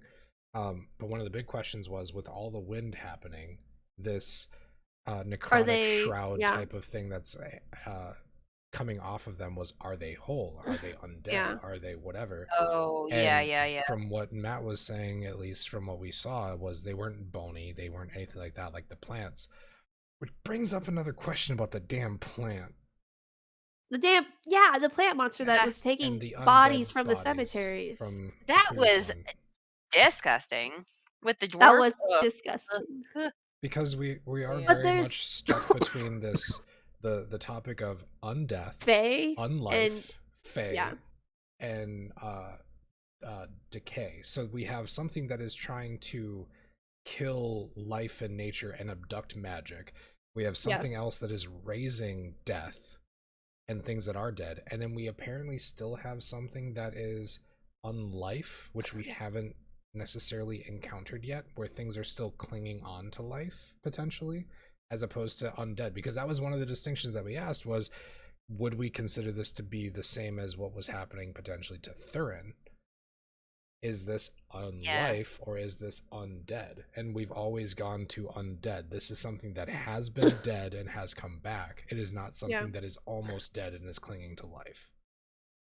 That was a big distinction. Mm-hmm. Big brain, Brian. So I still think that there is like 3 or 4 things that are still up in the air, and I'm not sure where we can I agree. cross.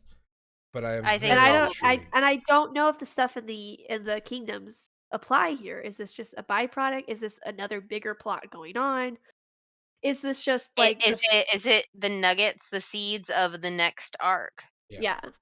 I mean, You it has know? to be. But we'll get there. But that's kind of like The super meta thinking is it's related. Well, and 2 is the world happens while we're doing Where we're things. not exactly. I think that's one of the biggest things I learned in like Descent into Avernus is like, Stuff and Matt happens. obviously has his own thing that may or may not be affected depending on how influential we become, but like that could start triggering and snowballing different directions of things.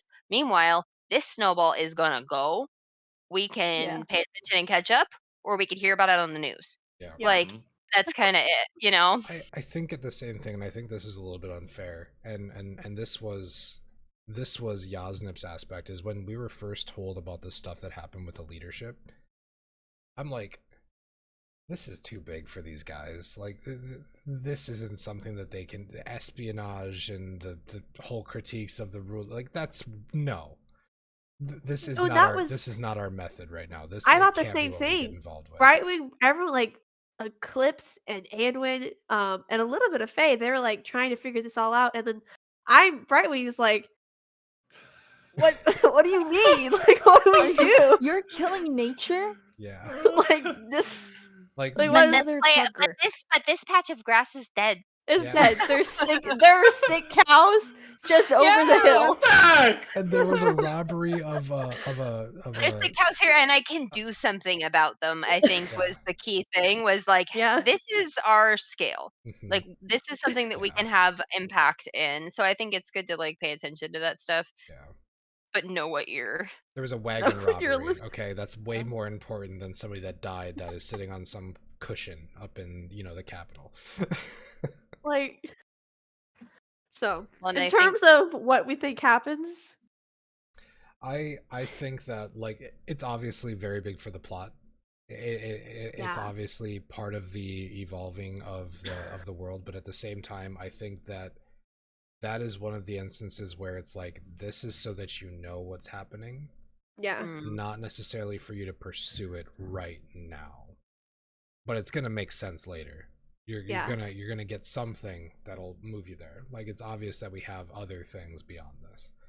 It's also one of those Mega Man situations where the first boss kicks your ass so that you are working up to beat it in the future. You have a little foresight of what's going on. I think that was a little nugget of that as well. Yeah. Cammy, did you have any theories that were different from what Leah said about what's going on right now? I don't think so. I think it was the same lines. Yeah. But same line.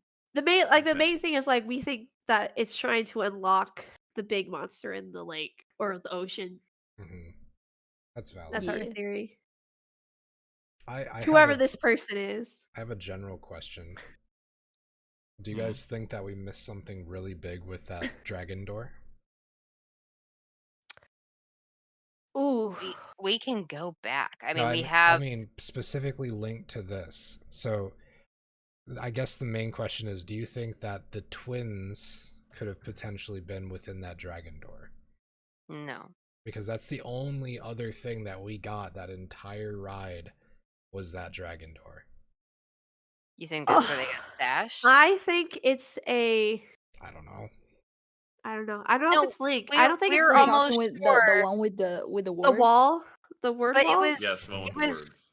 But okay, so if remind me, Matt, and maybe this is wrong, but it was kind of like the river itself there was steep on the sides, Mhm. and that was like carved into the alcove. To our knowledge, and with our, I didn't think it was like a bank and then there's like a stone structure. I thought it was like built into the cliff face a little bit. Mhm. That was what I I didn't had There, think got. there was a door. I thought it was just a wall. there was Well, not. Yeah, you didn't see a door. You saw a wall. I There was, assume it's a however, a door. bank. there was a hole. Yeah. Well, the There was a hole small goes hole, with the. Well, but it's a there was a bank because on the bank is where you saw the the So strewn is it just bodies. a goblins that were freestanding burnt. wall? So you Just were behind traveling down a something. river that was basically in a ravine. Yeah. Right. So it was Okay. large Okay. walls for the majority of the time. And then there And was then a there was a point, bank with the goblin bodies. yes, that And was But in tucked that back okay, ravine, there and was then where the I the tree think was. wall, correct. but the wall was there, and then there was like a space with a hole in it, and then we got the riddle. But Mhm. I The guess the rod. way that I was the rod, yeah. Oh, I have from the what rod. you have the rod. Well, from what I know, because Matt wrote me a novel because I was reading a book about dragons. And it has a whole history about the history of dragons and the war and stuff. I think this is just The a war and stuff, she says, like any of you know what that means. Lawrence. There was stuff in this book. If you want to know about it, ask Brightwing and I'll tell you all about it. Um, Faye actually probably might know about it. I actually um, expected she Yeah. would. but I think it's just a relic of that. Mm, I don't think it has anything to do with. I think it was just a fun Easter egg that we ran into I think to my maybe actually potentially bring up a bigger thing about dragons that we might face later. another question that I don't expect an answer to.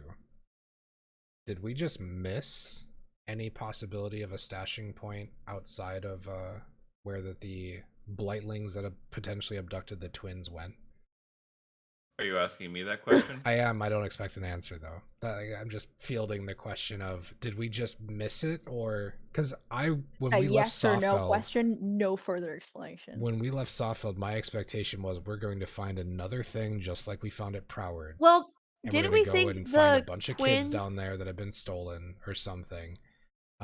We didn't get any of that. We went all the way up that river. Well, don't we never think the found twins anything. were put into the cart, not We do. down the river? But the blightlings Yeah. went back in.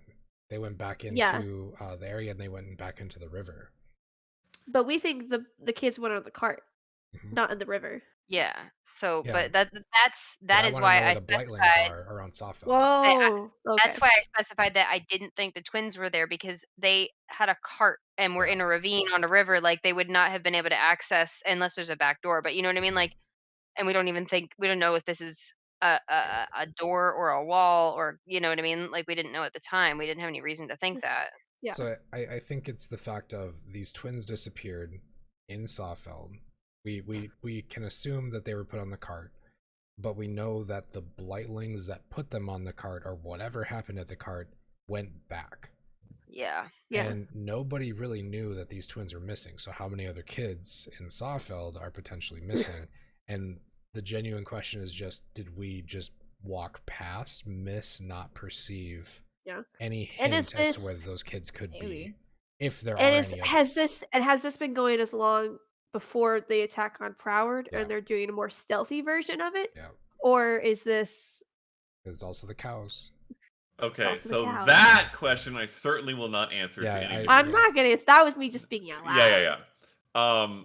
Also, before I forget, I am curious to hear, Brian, exactly what you were thinking in the end of that session where you flipped out because you realized something. Do you remember what I'm talking Yes, about? yes, I do. And you were like, You have your "Oh my refresh, man. gosh, holy shit!" I I think it was the cart one. It's difficult for me to try to The explain one. what Without you telling reacted to me, without, yes, without, Yeah. you were tracking the movements Oh, basically. no, I think I know what it was. I think it was the fact that we never physically touched the cart of the soul forged and the guy that was on it too, the Yeah. prick. Whether or not it was an Oh, illusion. Agnok's Whether it was an grill. illusion, if it was Yeah. real, or if it was anything like that. They had Because like I think my gimmick was we offered them gold the first time when we went by them.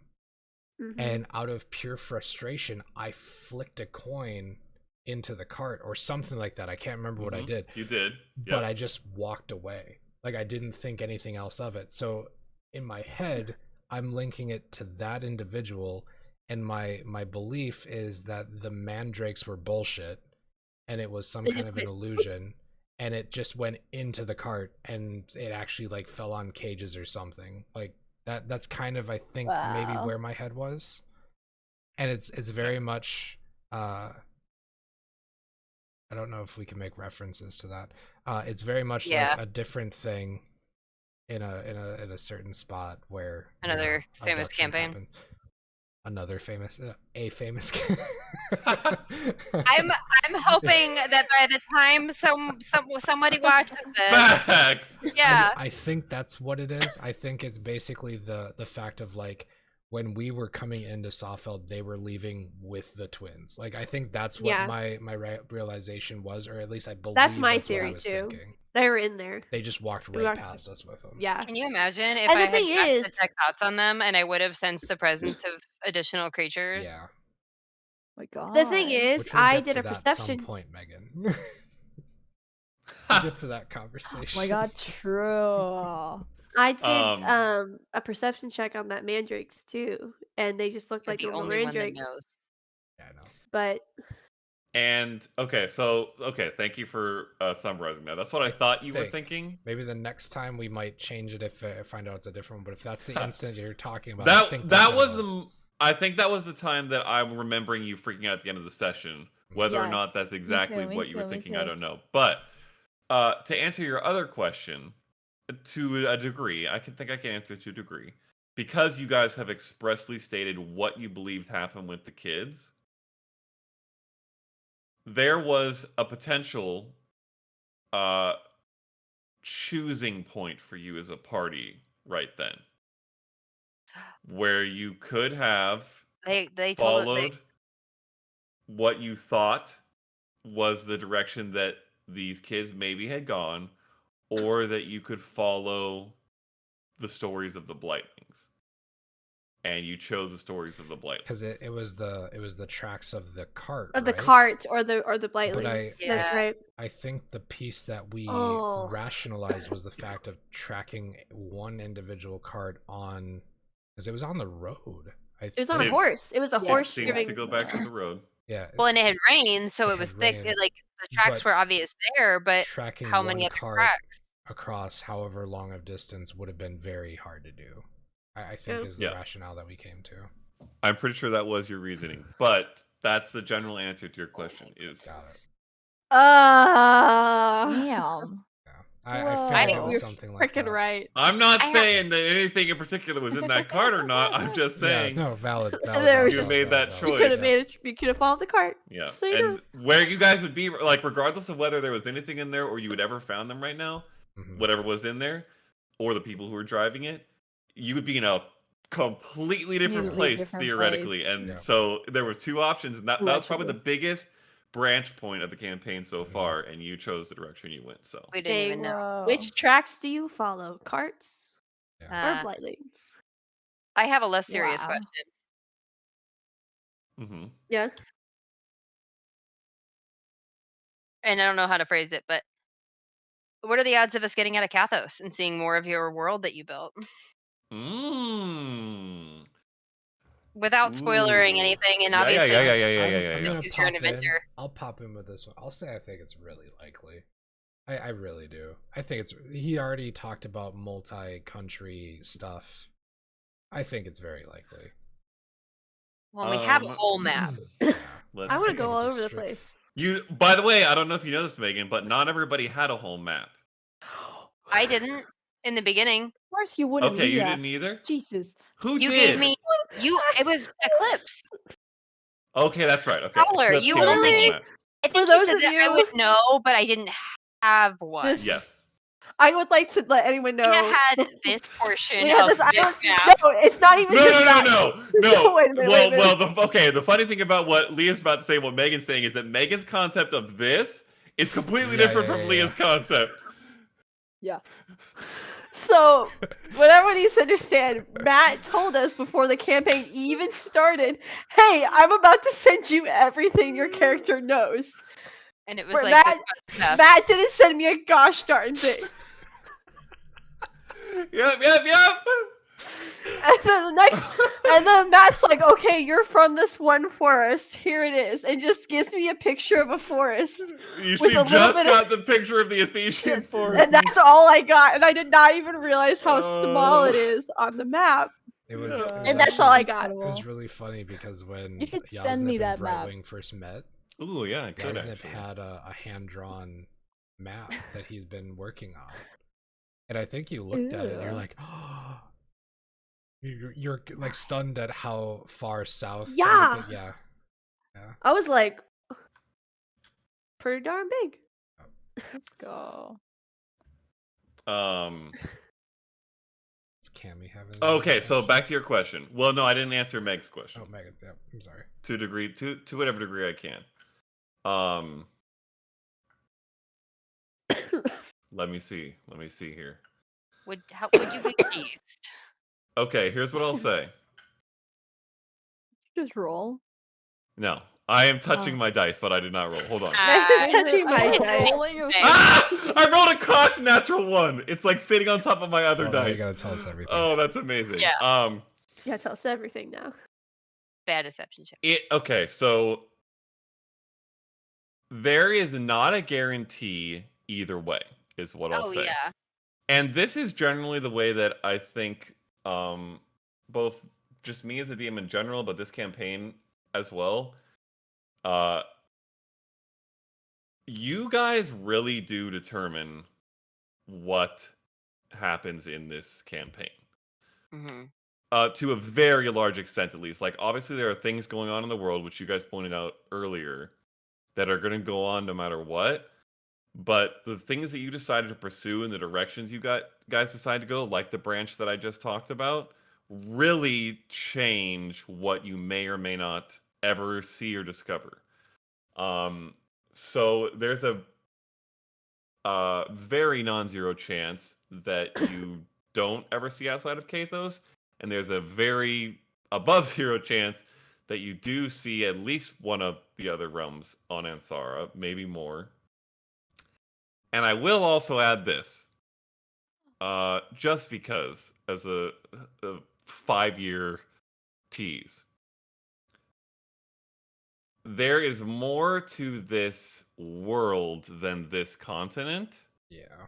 Mm. And I would expect, if I had to guess, that even if you guys do a pretty significant amount of exploration and leaving your home areas and like going out to whatever distant stories can be found or could be found, that there will be areas after this campaign that have not been explored, and there may or may not be the possibility for another campaign to Yay. follow. Whoa. Follow I have a up to question. that. I have a follow-up question too. Okay, Megan Oh my first, God. then Leah. You have this whole world fleshed out, and it's beautiful and wonderful and so in depth. Why did you choose? What about Kathos made you start us there? That's Good a question. good question. That's a good Quite a question. That's a really Was good that question. always your intention? Did you start somewhere and build the world out? You know what I mean? With the intention Okay. of that? Or So, like what about Kathos made you pick it? so I will answer your second question first because it lays the foundation a little bit more, and then circle back to the first.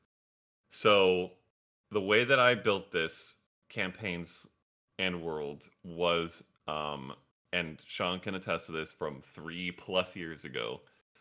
Wow. Map first. I made a map. I wanted to know what the world looked like, what could happen on it, where places were. So I made a map.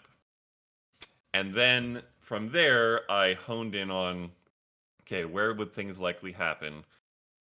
And where could people be from, which is not all in the same place. I can tell you that much right now, which I think you all have already figured out. Though how far spread is to be determined exactly. And but Hmm. I can say actually, I think I can say a decent amount about this because uh, Faye and Yasnip as characters would know this stuff, and it's not like super spoilery for Brightwing. Although, if you want to take your headphones off, Leah, because your character wouldn't know, you can, but I don't think you need to if you don't want to. The two other major realms of Anthara are pretty different from Kathos. Mm-hmm. Kathos is the most technologically advanced. Sildari is more old North, magic, right? elven. That's the southern one. Oh, okay. Yep. That's ruled by a monarch who you've heard uh, thoughts about. And so that place is it's a little a campaign could absolutely start there, but based off the characters you guys created, it would be a very different campaign. It Mm. would probably be like a more high magic, high society type campaign potentially. And then Vordon, which is to the northeast, is a much more rugged area that is far less technologically and also even magically advanced and is a little bit more old world in Mm. that regard. Um, so based off the characters you guys created and the initial thoughts that I had about the story of this campaign, or the various stories of this campaign, Kathos was the most fitting by a pretty wide margin. So that's why you started there. Mm. Wow. Even And even as a, and obviously, someone in this party knows why we started in the exact city we started in. I won't say who. They may or may not be in this call. They may be one of the three people not in this call. But I'll throw that out there. empowered. Mhm. Oh! No, I don't know. No. Oh, Wait, Yeah, I don't know. maybe? I think? I don't you're the know. worst liar, I'm Leah. really bad at it, guys. You're a Brightwing's great not a good actress. liar. You're Is it? Is I'm it? not good at it. Let me just so you know. But I do have a question for Matt because I actually had potentially to be from a different place than where I'm from, which was an island. Correct? Mm-hmm.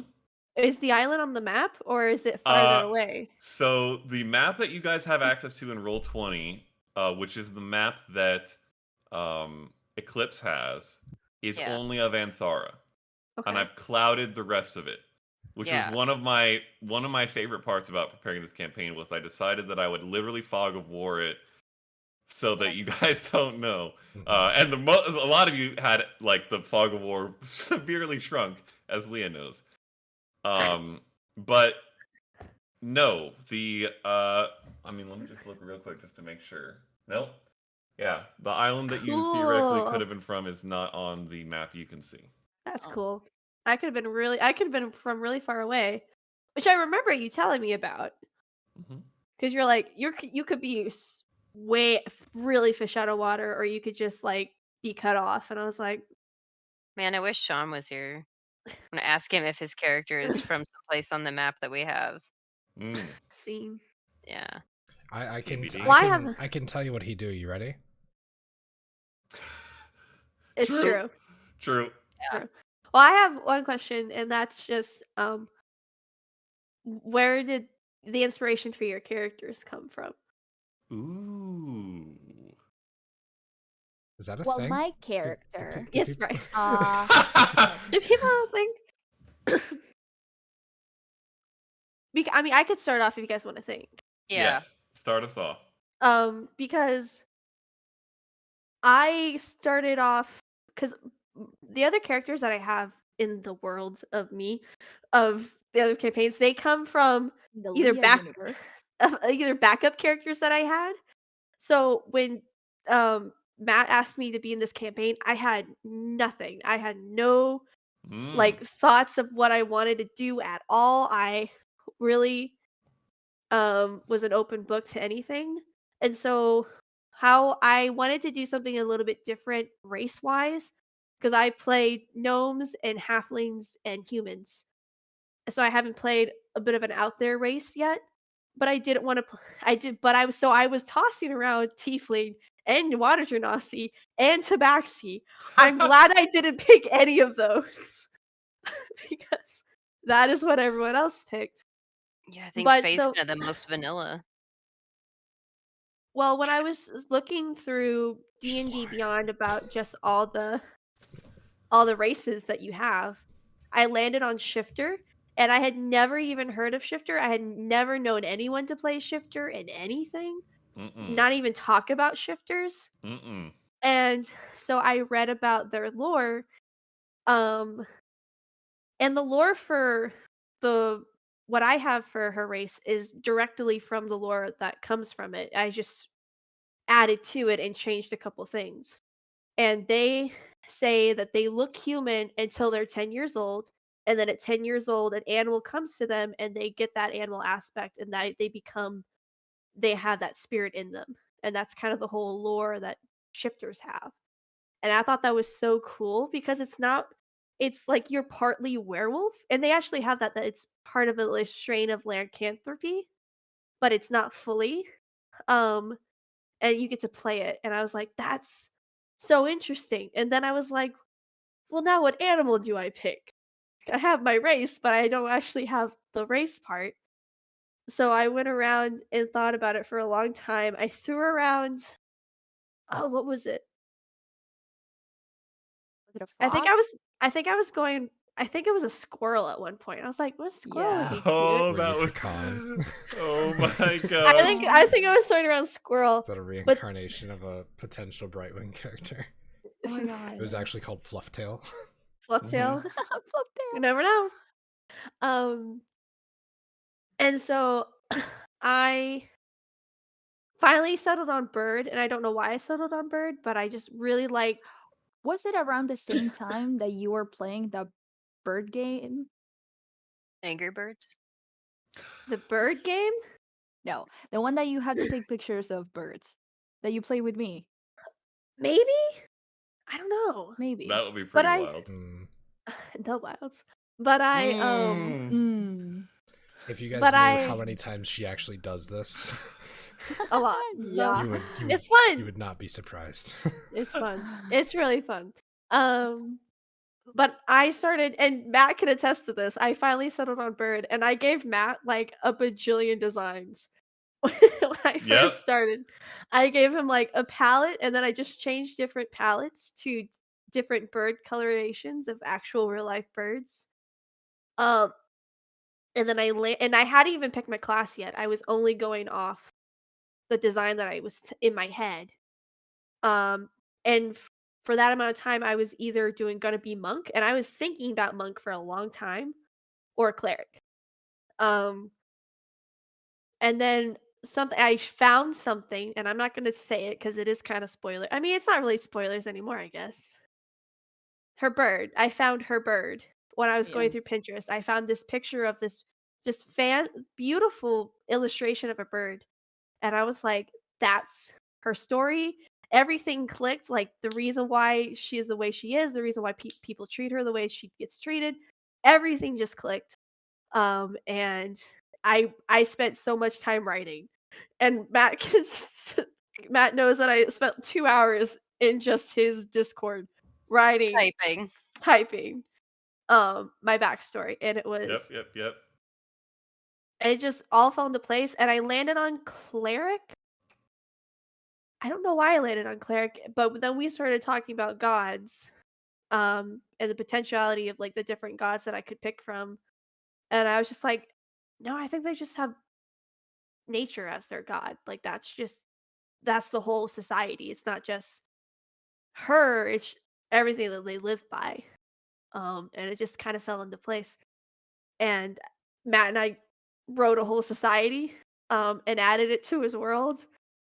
And that was really cool. And I've never done that before in any of the sense. Because I've never run a campaign, I've never wrote my whole thing. So to have a little part of Matt's world to be something that's unique to what I wrote and that he's expanded with NPCs and just lore is really cool.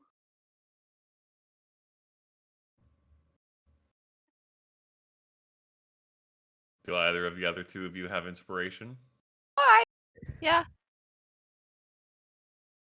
Oh.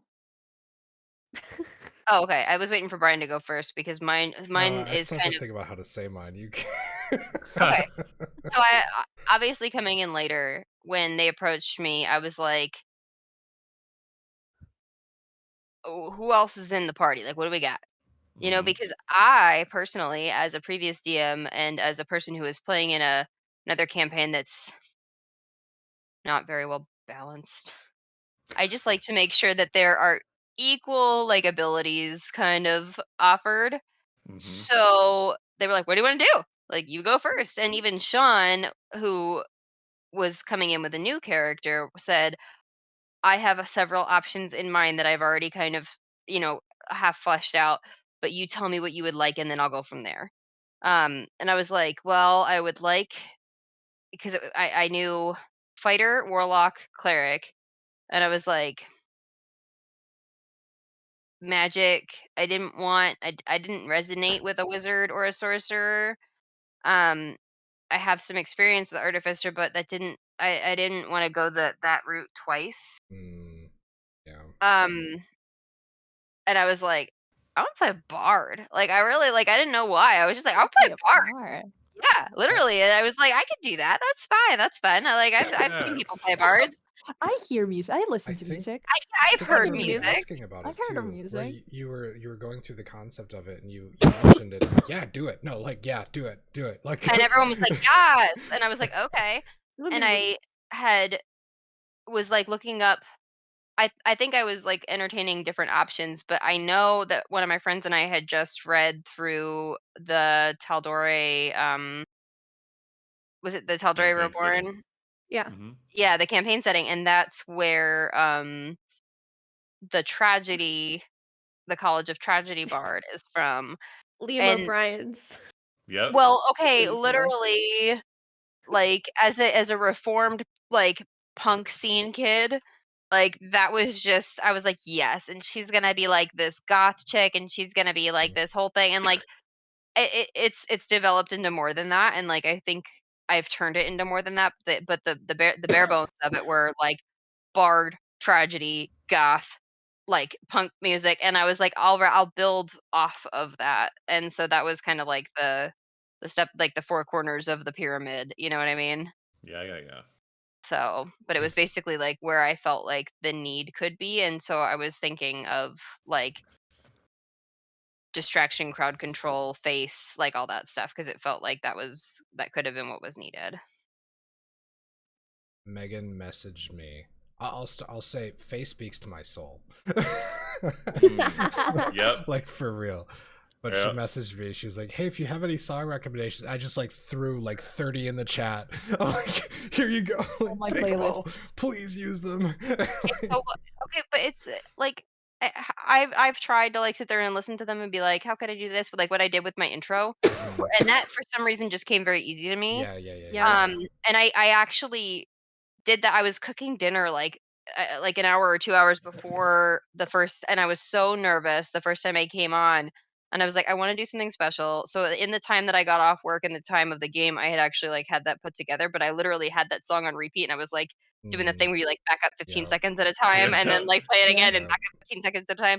And then I wrote it all down. But it's like I've tried to do that with other things, and I just haven't been as successful. I feel like they really come to me in the moment, like or when I'm driving around with music on, I'll be like, oh, that's a one, and I'll, like, pull Hmm. over because I don't like to use my phone while I I'm do the driving. same I'll, like, pull thing. over to the thing and, like, put a note in my phone and then come back and update like, come back home and update my list, but I'm a bard on a different campaign, yeah. and so I do the same thing. I literally wrote one last night because I was in the shower and I was singing a song, and I changed the words to fit one of the characters, and I was like, grabbed my like, jumped out of the shower, grabbed my phone, wrote it down, and then jumped back Typed in it, because I was yeah. like, "I need to get this down." Because Incredible. Oh, it'll be that's gone. amazing. I have a list, I have a Yeah. note in my phone of all of, like, the things that I think are, like, spoofable. Hmm. Yeah. Cool. What a I great did the word. same Well, thing like, with if my like bard in this and this server. is this is from someone from a music perspective. Songwriting is very hard, and there's Hmm. two different as a music therapist, there's tools that we use called song recreation, which is taking song lyrics and just putting your own spin on it. But that's also difficult to do because of rhythm and dynamics Mhm. and Hmm. the phrasing of lyrics, Mhm. that they have a certain rhythm to it. So you can't just put any word to it because it doesn't have the Because same it has to match the Mhm. cadence of it and and the things like cadence Yeah. of that. it. Yeah. So there, it does take practice, and it does take. It's not easy to do. So the fact that the first one you did was beautiful, and I absolutely enjoyed it, and I love the ones that you've done. So There's I'm Mhm. been some here that for it. I some that love are it. some that are funny, and some where I'm like, "Oh my god, my voice is gonna crack," and because I'm not a singer and I don't pretend to be. Like, I can kinda carry a tune, but that's not the point. Like, and I Mhm. don't. It's taken Yeah. me a little bit to get past like the expectation of like this has to be perfect because like Mhm. just because she does that well doesn't mean that I necessarily need to. Yeah. Yep. Like, Yeah. Same thing with like accents. That is one key thing with RP in any capacity. Do Yeah. not Yep. ever ruin not somebody else's time by Yeah. trying to make it a personal thing. It Nope. that's the worst possible thing you could ever do, Yep. is make fun of somebody for doing something. It's about trust, it's about protection, it's Oh about yeah. doing what you want and being able I to enjoy the also will. comfort of it. like any kind of whatever it is, and like we all slip in and out, and Leah said this herself with another game that Oh she's in where she yeah. struggled with the accent, but none of these accents are real. It's Nope. whatever we say they are Mhm. because we made Yep. it up. So Yeah. I know that there is like, Yosnip's gonna adopt this one next week. yeah, like I know that whatever I'm doing is not British or whatever, but it's like there is Mhm. inflection to it, and Mhm. it's enough that It's I feel like It's comfortable, and Faye's accent. Yeah. it's Yeah. phase act, yes, but I and it helps me differentiate between when she's talking and when I'm talking. Yes. exactly same. Personally, Yeah. yeah. And I will say two things. One, as the DM who does the most accents by far, Mm. I will try so hard to like put down notes, and this is You probably just a me can't thing. you can't track I them. I very often will pull links to you. I'll think of a voice actor that I think applies, and I will pull a link to a YouTube video of them talking with the timestamp and paste it into my notes for that NPC, so that when Wow. they're about to talk, I can play it and then try to emulate it. And like probably at least half the time, it doesn't come out like what I wanted it to be, Yeah. but you just do what does come out, and it's Good. totally fine because yeah, like it. And so then the second part is the second thing, which came up in this session that I thought was super, super cool and kind of plays into what Megan's talking about, is when Arya Nu was listening to you all and placing your accents. What I like in my mind, what I understand is like we all, as very imperfect, non professional voice actors, do what we feel we can to like put forward something. But in the like quote unquote real world of the game, there is a very distinct sound that applies to that person's voice. And whether or not that sounds exactly like what you sound like, or whether or not it's a little bit different, like it's a very distinct and real voice and accent that actually means something and comes from somewhere. Yeah. Yeah. And whether or not we can perfectly emulate that or repeat it every time that we speak or whatever is not a huge deal. Like we're just putting forward something that, like Megan says, identifies that we're in character and stuff like that. But there is something real to whatever they are speaking. And so, like, honing in on the accent itself and how we present it is not what's important. It's what's the character is doing. So I Yeah. thought that was Mm. cool. Yeah. I it took me a while to get over that and to not be like embarrassed by it because I never did accents before. And even when I DM'd, I struggled with accents because when I tried the first time, my players laughed at me. No! Really? Yes. Yeah. No! Yeah. Oh. And like I think they thought I was trying to be funny, but I was genuinely trying to make it Mhm. an immersive experience. But Mm-hmm. they just Yeah. straight up laughed at me, and Wow. I was like, Okay. oh, I'm done. Okay, There Yeah. Oh. yeah. there's also that level of self-consciousness because when Megan and the other Monday group for Descent into Avernus went into an area, I had one of my, also all of my accents basically sound the same, but They're all the they're all the uh same. It's wonderful. one which had a really like natural flowing voice was there, and then I defaulted to like one of my other ones that I would just pick if it's some random person that wasn't really going to talk too much. And then when I talked as the other person, thought that I was talking as the first person. So I had to like be like, wait a minute, that's wrong. No. Let's back that up. When two that's NPCs are amazing. talking to each Yeah. other, like the Yep. It was the Yeah, same like- voice. I used to have to do like under the table puppets to like Yeah. remember Yeah, yeah, yeah. like who was talking to whom, and like That's those great. transitions are That's funny. and really you can't- smart. Yeah. And I will Yeah. say to anyone watching this in the future, accents don't have to be part of your character, but I do like encourage you to use some sort of vocalization to help distinguish your character. Whether that's just having a certain speech pattern, Mhm. lowering your voice, raising your voice up by pitch, Yeah. can make all the difference in the world and how For your you psyche for your Mhm. psyche and Yeah. in character. and then just yeah. having maybe certain phrases that you say Mhm. that makes your character who they are. And it's just fun to throw around. Like one of my old other characters, she just talked like this was her voice, and it's just a higher version of my voice, and that's all she sounded So like. much. But she's from Um, Wisconsin. but that's all she sounded Hey like. now. Wisconsin. More so Um, when you're speaking another language, Yeah. which Well, and I can True. attest to. I think Cammy can maybe say more to this than we can. There is, and I want to make this very clear, absolutely no intent, and if it's perceived this way, we apologize, but of cultural appropriation Mm-mm. Yeah. in No. this, because that is not what is happening, and that is not our intent. No.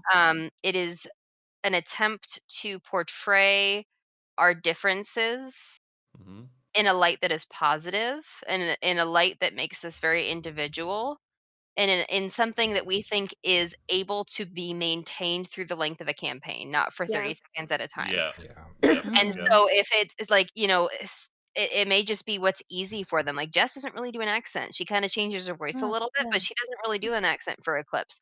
She Whereas talks Yeah. slower though. Like she Yeah. She does. you can And does. slower. It's Yeah. slower. It's more of a Yep. cadence It's to her measured. voice. Yeah. It's Yeah. very measured. Whereas Jess is Well, that's very it's what I like, chaotic. do. She's collected as Whenever- Eclipse.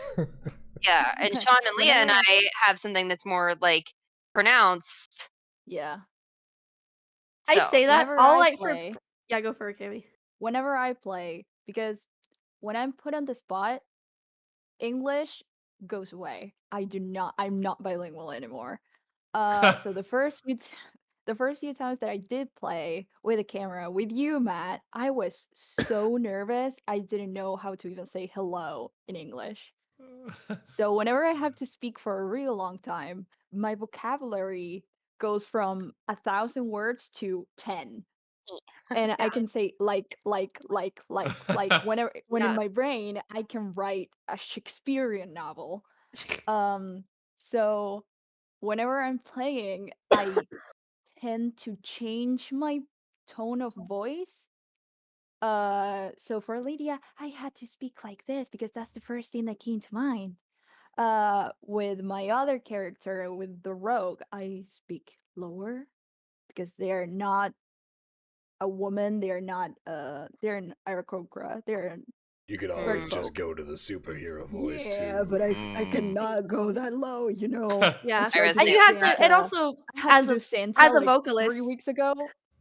make sure what No. you're doing is safe for your voice as well. Yeah. Mm. Like for Never- me, never I'm listen a to Lulu. soprano. Yeah. Holding a low tone for a long time is not healthy for my voice because that's not my range. Mhm. Yeah. So just So I can I will never do do everything good I can possibly accents. humanly do all over the place. So yeah. Mm, Can we I also can never But do you don't accents. maintain a voice forever. You That's maintain true. different No, voices. yeah. yeah. we I do appreciate an the English fact that- one, or that's Bright it. Brightwing's voice only came because I like to roll my R's. And then I just added a little bit Oh. to it, and that's the only Yep. Can't do reason that. why. It just Yep, goes like I can't. I can't. I just came up with I'm Shabber Chops. Oh, Oh, my Oh yes, God. slobber chops. Oh my Oh, god. so good. The Oh, best so accent of the good. campaign so far. It's true though. Whiskey Coke's gonna have to make an appearance at some point, though. Yeah. Yeah. The read, the oops, all read leffers. Yeah. Yes. Let's Sorry. go the read lever. Oh my god. So Please. I have thought a little bit about Yasnip's origin. So Oh yeah. Flip it back. Hmm. Yasnip's origin started with the weapon. Mm. Really? So That's cool. it was the fact of I brought it to Matt. I said, hey, I really like the look of this. I like how it goes. I've never really seen anybody ever use this. Yeah. It's very impractical in real life. It'd be kind of cool to use, and it's a I don't high think fantasy weapon. fully understand the weapon. So It's it's a dual. You don't? It's just sword. Oh, Faye doesn't. in the photo, yes, I Yeah. got it. weapon in the photo. Yeah. So it started with that, and then from there, it went into the thing that everybody hates me for, warlock that doesn't use Eldritch Blast. And I was like, I want to Facts. be a melee warlock. That is my goal. I want him to Controversial. be this. Period. I don't care. I don't want to do any of the other stuff, the things that's on all the forums. I don't want to do that. I want to be a melee warlock. And that's where the whole thing started. And from there, I basically had Yeah. the concept. And I will say, from the initial idea of what he was going to be, it has changed vastly. Mm. Really? I originally had a That's so whole lot cool. of plans, and it has shifted, and it has changed, it has altered, it has done a loop and come back around. There's a bunch of different steps. I originally had an entire leveling plan Yep. that had Yeah. the spells, it had the I have one of those changes, too, all that Brian. stuff. Yeah. That's so And cool. if I compare where Yasnip is right now to the leveling plan as it was originally, it's very much Wow. different in terms of the But I way that think things are going to go. you learn too what the need of the group Yeah. is in Yeah. that situation, because there were spells that Faye would choose if Faye were by herself, she would choose different spells, or like we're still in a city in that kind of an environment. Her list would be into like 100% different probably. Mhm. Mm-hmm. But because like through trial and error and like what works and saying like, oh, this is my niche. Yeah. Okay, I will make decisions based off of that. Well, I the other piece with it is I will say that level 1 to 3, I felt utterly useless. I felt like I wasn't doing anything. I felt like it was Me too. very minor. Everything felt underwhelming, to a point where it's like, why the hell am I here? Like, what am I doing? I always say I've never optimized my characters ever for D&D. Like I said earlier, Oh. I got a lot of people were like, "Why the heck are you playing nature cleric? Just play a druid. Mhm. Like they're so much better." And I'm like, "I don't want to play a druid. I want to play a nature cleric. No one plays nature's clerics. This is such a very unique cleric in terms of like why they believe in what they believe, and I think that's really cool, and I can dive deep into that. Um and my other characters, anyone can attest that Addie was never built optimally from the beginning. And I like that because it's By you're your not bard. supposed to be perfect, Yeah. and it's my character, and they're imperfect, and that's how it is. And in fairness and context, this is a very RP heavy campaign. Yeah, And I yes, think all of Choices us for enjoy RP are that. big. And so in a lot of other campaign situations and parties and groups of D&D players, like optimizing is super fun and fits what you guys are doing. Mm. But for this group I don't think It's the think story. anyone is It's the story. even close to optimizing. Yeah. Yeah. Okay. Yasnip was originally going to be a shifter. Oh, I don't think I even knew that. Did I? I told you that. Whoa. Okay. Yeah. One of his first ones was Beast Hide. He was. Oh Really? yeah. He was thinking about Beast Well, Hide. I wasn't gonna pick the one that I picked, which is what was it? Wild Wild Hunt? Hunt. Mm-hmm. I wanted the one that was if I went monk, which was called Razor Claw, but it wasn't even out Mhm. yet. I think the two was Beast Hide, That's and then been the other one out. was like something Fang. I think it was the other. Yeah. Yep. Those were the two that he was Whoa. considering. Yeah. But the other piece is the story aspect. This is probably the character that I made the conscious decision of, I want to fall in love with this character. I want to love Oh. everything about it, because I've never had that. Where it's like a playable thing. Warlock was the big choice because I've always wanted to play a Warlock in an actual campaign. I never got to be able to do that. That lasted more than 3 sessions at yeah, least. it was. So call me, whatever. I've only really played warlocks as a campaign, unless you count Senta and Whiskey Coke. True. I So, freaking but love there- warlocks, so more power Um, to you. But from that piece, the entire choice of plot, of history, of story was purely to have a character that I can witness as a player change, grow, adapt. And Matt, kill my character for plot. I will say that every single day of the week.